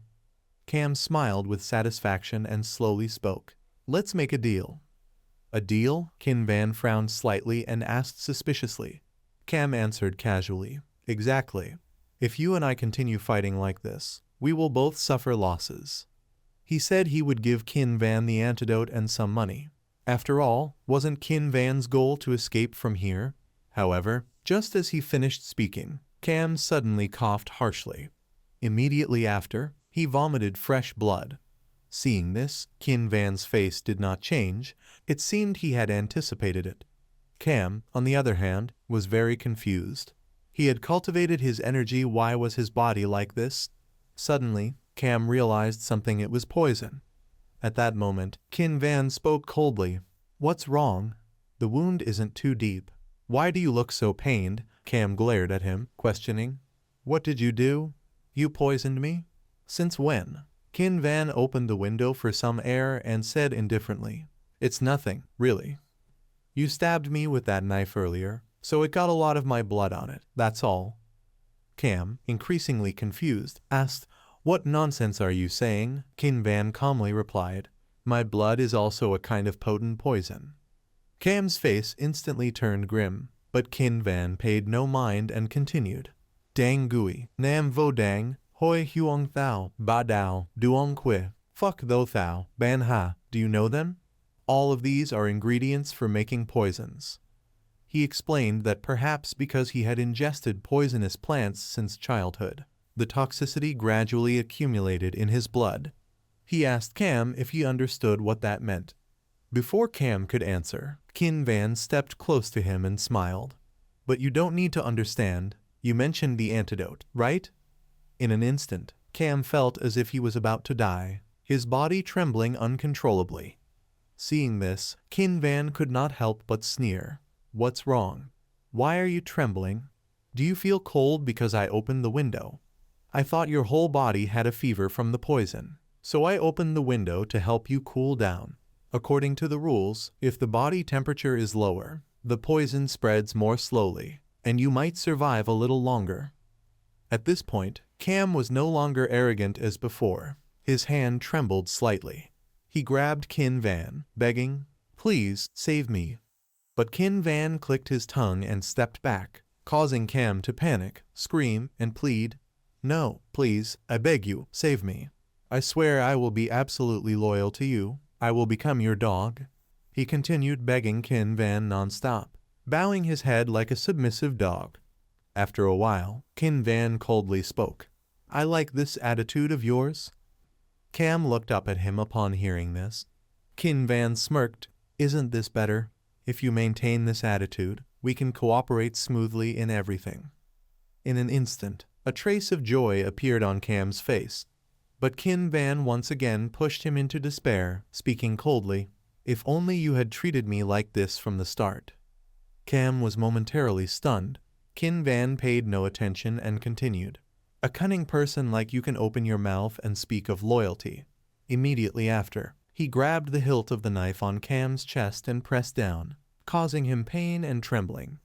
Qin Van's expression remained unchanged, holding the knife firmly, and he smiled wickedly. "You'd better just die." Cam's pupils involuntarily contracted. He hadn't expected Qin Van to act this way and was pinned to the ground. He struggled to escape, but it was useless. Qin Van held him tightly until death. The knife on Cam's chest was now embedded so deeply that only the hilt protruded. Qin Van finally exhaled in relief. He stood, stretched, and felt a slight pain in his shoulder, muttering, "Still hurts a bit." But Qin Van had dealt with Cam earlier than expected. Could it be called luck? Since Cam knew his identity, he had surely planned to eliminate him someday. Thinking this, Qin Van glanced to the side and frowned, muttering, "Should I just kill Cowtone too?" After a long pause, he shook his head. "No, he's discreet, so I'll spare him. He's still useful." Saying this, he went to Cowtone and shouted, "If you've heard me, wake up immediately." Cowtone jumped up from the ground and suspiciously asked, "How did you know I'm still alive?" Qin Van said coldly, "How could I not know? During the entire fight, you kept moving back little by little." Cowtone nodded in understanding. Qin Van looked at him calmly and said, "You're discreet too. I commend you. You're gradually pleasing me." Cowtone, embarrassed by the praise, scratched his head and said, "Thank you, sir." But Qin Van then ordered, "Go outside and make sure everyone stays away. I'll handle Cam's body." Cowtone obeyed immediately and hurried off. In the room, only Qin Van and Cam's body remained. Qin Van sat beside the corpse, placed his hand on his dantian, and a stream of energy entered his body. He smiled in satisfaction. This was Cam's inner energy, so warm. Yet what Qin Van needed to confirm was not that. The energy he sensed in the basement of the pharmacy was an extremely chilling aura. It was the deathly aura, the feeling of having killed someone. Soon, a wave of dark energy appeared. Seeing it, Qin Van rejoiced. This was the aura he felt. The chilling and terrifying aura accumulated in his dantian. The cold sensation was exhilarating. This was the aura Qin Van always felt during massacres, back when he was a ruthless killer. To accumulate more of this deathly aura, he would have to kill more people. At that moment, Fan Lin suddenly appeared. Seeing this, she clicked her tongue in admiration, thinking, "Look at him, now I understand why you're affected by him. Qin Van is truly a demon." After a bloody night, dawn began to break. In the small courtyard of the second young master of Enhin Mok Sword Sect, Enbin, his top bodyguard, Trian Duongbin, was reporting, "Cam, the bodyguard, no matter how you think about it, I never imagined he could betray the young master." Enbin, while wiping his sword, nodded in agreement. "I think so too, but could he have lied on the day he was discovered?" Duongbin was slightly puzzled. Enbin explained slowly, "People, if handled well from the start, things will go smoother later.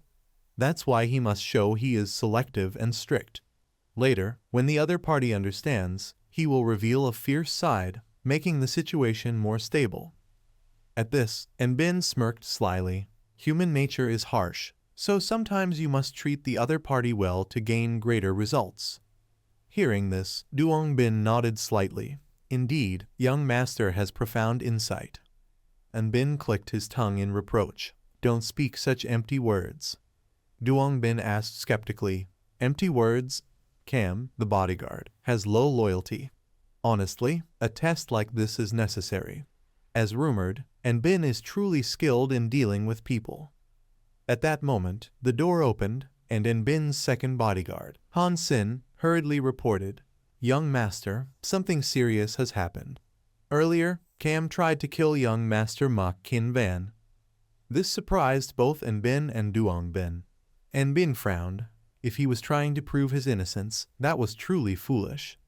Han Sin shook his head and said hurriedly, "But that's not the main issue."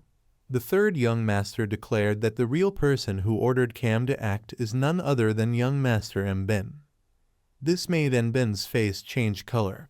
He slammed his sword on the table in anger, roaring madly, "You bastard, Mok Qin Van!" Enbin was so furious that his face turned red. He gritted his teeth and muttered, "What is going on?" Even Duong Bin beside him suspiciously asked, "What nonsense has happened? Where is guard Cam?"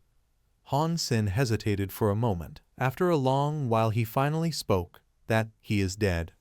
His corpse had already been taken down to the apothecary's basement and hidden there by Qin Van, in the same place with that NH letter 1A5TTH letter 1BO letter 1EDDNG fellow. After hearing this news from his subordinate, An Bin's face went from green to pale, and he roared in anger, "M letter 189C Qin Van, I will not let him do as he pleases." As soon as he finished speaking, An Bin drew his sword, aggressively wanting to rush to Qin Van's courtyard. Duong Bin hurriedly stopped him. "Wait, young master, if you touch the third young master now, it will only make everyone believe his words are true." An Bin shouted in frustration. "Then you expect me to just stand still and take the hit? That bastard M letter 189C Qin Van, if he sees me in such misery he will mock me. And you want me to just sit there and watch him laugh in my face?" Duong Bin fell silent for a moment, hesitating for a long while. At last, he suggested, "Then let us move on that place. The third young master said guard Cam tried to kill him. If that is really the case, then everything has become easier." Hearing this, An Bin froze, a trace of confusion flashing in his eyes. Duong Bin slowly continued, "That place of guard Cam, they are very strict when it comes to killing. They even have harsh rules. Failure is taboo for assassin sects. Even a retired assassin is no exception. At all costs, they will do everything to complete the mission assigned." Therefore Duong Bin suggested that he should go there and say some good words with that place. The place he referred to was none other than one of the three great assassin sects of the Central Plains, Phi Sat Man. After hearing this, An Bin furrowed his brows in silence. Only after a while did he nod. "Fine." On the other side, in Qin Van's room, he was concentrating on gathering Kai into his danshin according to the secret manual. Yet no matter how hard he tried, the Kai would disperse as soon as it reached the danshin. Qin Van slightly furrowed his brows. His eyes filled with confusion. Why is it like this? Thinking of this, he immediately called out, "Cao To letter 1EA3N, Cao To letter 1EA3N, who was guarding the door, was startled and replied, "Yes, my lord, what are your orders?" Qin Van raised his head to look at him, muttering in puzzlement, "I am trying to gather Kai into my danshin, but the Kai keeps dissipating. Do you know why?" Cao To letter 1EA3N was taken aback. "What are you talking about? You have not even practiced martial arts once." Without knowing Cao To letter 1EA3N's thoughts, Qin Van at this moment felt that after just one night, his body was full of vitality. Could it be due to fortune? Right now Cao To letter 1EA3N really wanted to furiously question what nonsense Qin Van was speaking. But he was cowardly. He dared not. So he could only smile and ask, "Young master, have you tried testing it?" Qin Van asked suspiciously, "Test in what way?" "Test why the Kai dissipates when you channel it in. Now follow me." Cao To letter 1EA3N quickly suggested without saying more. "Fine. Best not to go against the young master's wishes. After all, he is still a child. At this age does one not always think oneself talented." So the two of them sat cross-legged on the ground. Cao To letter 1EA3N placed both hands on Qin Van's back, slowly speaking, "Pay no mind to me. Just focus on channeling Kai." Qin Van nodded slightly, then concentrated on channeling Kai. In just an instant, a stream of Kai emerged from his body. This startled Cao To letter 1EA3N. He found it too unreasonable. Qin Van really was channeling Kai. Moreover, his blood was very pure, so the Kai did not get blocked. If not for some internal master with profound cultivation nourishing his acupoints daily, how could it be like this? Cao To letter 1EA3N tried to probe into Qin Van's danshin. He felt the boy was truly a peerless prodigy of the ages. Only the process was somewhat difficult. Cao To letter 1EA3N was sweating profusely but still could not manage. He sensed something strange, something cold and eerie. Just then, the Kai within Qin Van's body repelled Cao To letter 1EA3N outward. Qin Van helplessly sighed. As expected, it dissipated again, Cao To letter 1A3N asked doubtfully. Young master, did you feel it? Qin Van glanced at him and spoke seriously. Tell me the truth, is it really that I cannot form gathered Kai in my danchan? Cao To letter 1A3N hesitated for a moment before awkwardly saying, to tell the truth, it is indeed so. I sense something bizarre near your danchan, but I cannot tell what it is. Hearing this, Qin Van frowned. Then, could that be the cause? What should I do? Must I give up learning martial arts like this? As he was pondering, Cao To letter 1A3N suddenly muttered doubtfully. Strange, it dissipates all true Kai. It seems that Kai is not the usual kind found in the danchan. What kind of Kai is it? It feels opposite. Qin Van silently listened, as if catching the crucial point. He frowned and muttered, opposite. Cao To letter 1A3N was startled, quickly waving his hands. Ah, that was only my speculation. You need not mind. But Qin Van ignored him, still silently contemplating the essence of the word opposite. Thinking again, true Kai is very warm, while death Kai is cold, is it not? Thinking of this, Qin Van immediately said, no, I think Cao To letter 1A3N you are right. I need to channel Kai in reverse. These words made Cao To letter 1A3N panic and stop him. No, young master, wait. You will fall into deviation.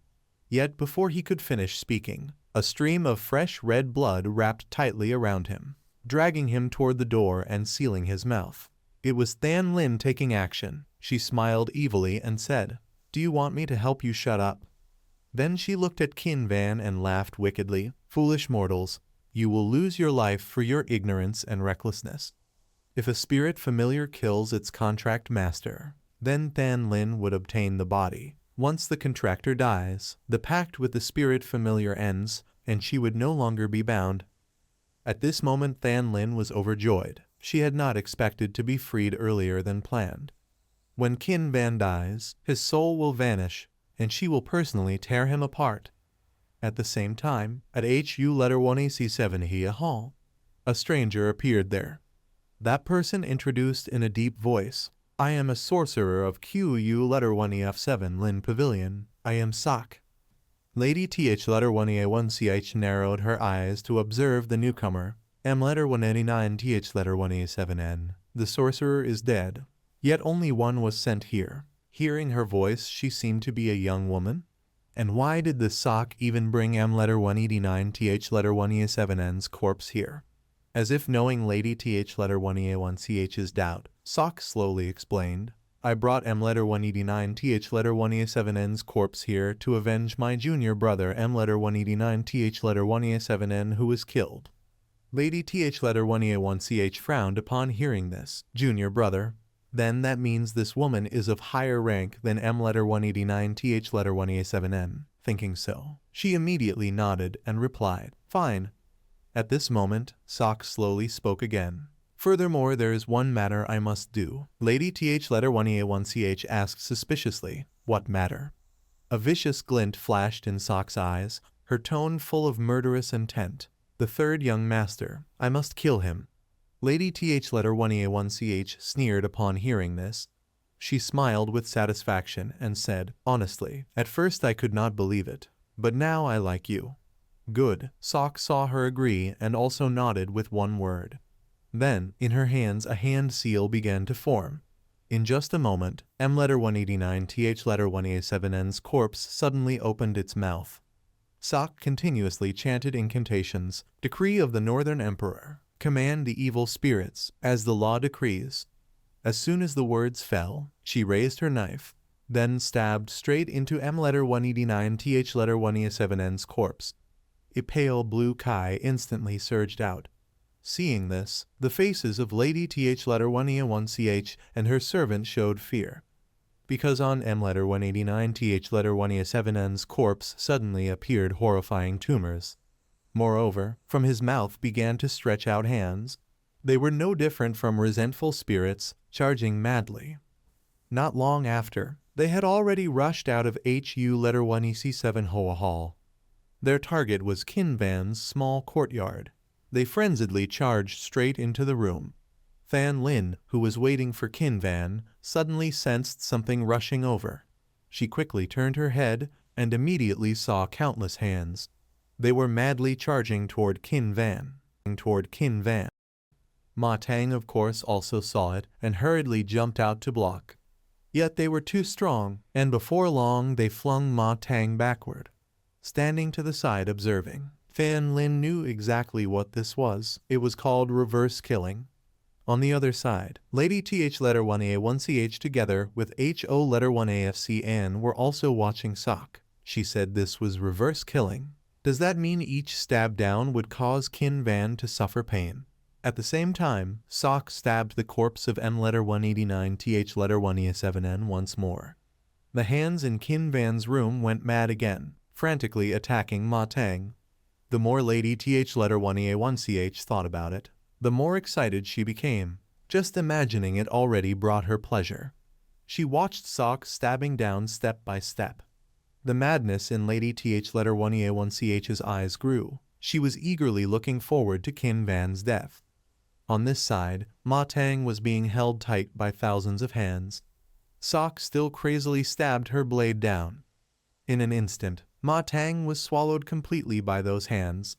Lady Th letter 1EA1CH did not know the situation on Qin Van's side.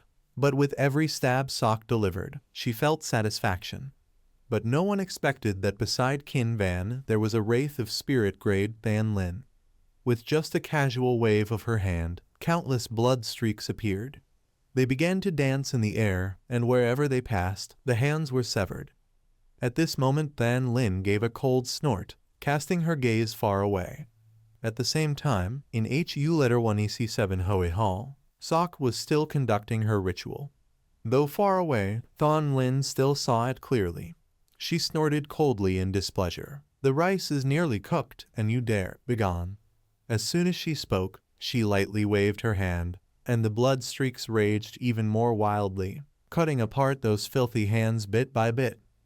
On this side, Sok was suddenly struck by the blood streaks as well. Both she and M letter 189 Th letter 1E7N's corpse were blasted away. Seeing this, Lady Th letter 1EA1CH anxiously rushed over. "Sorcerer, are you all right?" Sok coughed twice, her face veil already soaked with blood. Her eyes were filled with disbelief. Impossible. Reverse killing was countered. It was not supposed to be of King's spirit level. Thinking this, Sok lifted her head and said to Lady Th letter 1EA1CH, "Madam, I think I must be paid more silver." Lady Th letter 1EA1CH suspiciously asked, "What do you mean, you want more silver?" Sok calmly replied, "Yes, that is what I mean. I require an additional 1,000 taels of silver." Hearing this, HO letter 1AFCN impatiently questioned, 1,000 taels, with 5 million silver already enough. "Why do you still demand more?" Sok answered seriously, "The situation has changed. This concerns my very life, so I must be paid accordingly." Lady Th letter 1EA1CH frowned, surprised. "You mean this matter is that dangerous?" Sok steadily lifted her cart back up and spoke indifferently. "That is a high-grade fiend spirit. Even if it were only King spirit level, it would be enough to threaten human life, let alone being higher than King spirit." The cart was quickly set upright. Sok continued, "If it surpasses that level, it will be a disaster. Reaching spirit grade level means no sorcerer can destroy it. Unless there is a sorcerer of equivalent grade, then perhaps." Hearing this, Lady Th letter 1EA1CH's face darkened. After hesitating a long while, she nodded in agreement. "Fine, I agree." HO letter 1EFCN hurriedly wanted to stop her. But Lady Th letter 1EA1CH waved her hand and said, "We must find a way. Absolutely deal with that M letter 189C Qin Van for me." Sok gave a cold laugh, indifferent. "If fiend spirits have many grades, then we sorcerers also have many ranks." As she spoke, she removed her cloak, revealing her face, and in a deep voice declared, "In order from above down, it is Th letter 1E7N, NH letter 1E5T, NGUY letter 1EC7T, Chi Miru Thu, 2 ranks higher than M letter 189 Th letter 1E7N. A one-method adept who has completed 5 years of basic cultivation." Sok was exactly such a one-method adept, and she even possessed a spirit familiar. The moment her face was revealed, Lady Th letter 1A1CH was even more shocked. M letter 189 Th letter 1A7N was her junior. She was much younger than Lady Th letter 1A1CH had thought. Yet soon after, Lady Th letter 1A1CH was given another surprise. Around Sok now appeared a wisp of black Kai. She coldly said, "I am one of the 3 great sorcerers of QU letter 1EF7 Lin Pavilion, able to command every kind of CM letter 1ECB Vong L letter 1 Bezel letter 1E3NG as a spirit familiar." In an instant, that black Kai transformed into a solid form. Sok stepped out of the door, speaking coldly. "Plainly put, that young master will never come to harm free. That is certain." She departed carrying an overwhelming aura, determined to kill Qin Van no matter what. As night covered Enhirn M letter 189C Sword Manor, a bloody battle was about to break out. On the other side, in Qin Van's room, the place had already become a battlefield. Furniture destroyed, Ma Tang and Cao To letter 1EA3N unconscious. At this moment Fan Lin was cursing in great displeasure. "Damn it, how dare those people ruin my good plan? If Qin Van had been struck and died, then that death would no longer count as voluntary. I would lose this chance." Just then, Qin Van's body suddenly began to show anomalies. Fan Lin frowned in shock. Death Kai and Yin Kai, impossible. Qin Van actually absorbed Death Kai. She silently observed him, inwardly amazed. This boy is truly bizarre. Qin Van could perform that ritual. A youngster who did not even understand what channeling Kai meant could accomplish all of this. And now he could even absorb Death Kai into a living body. While she was still marveling, Qin Van opened his eyes.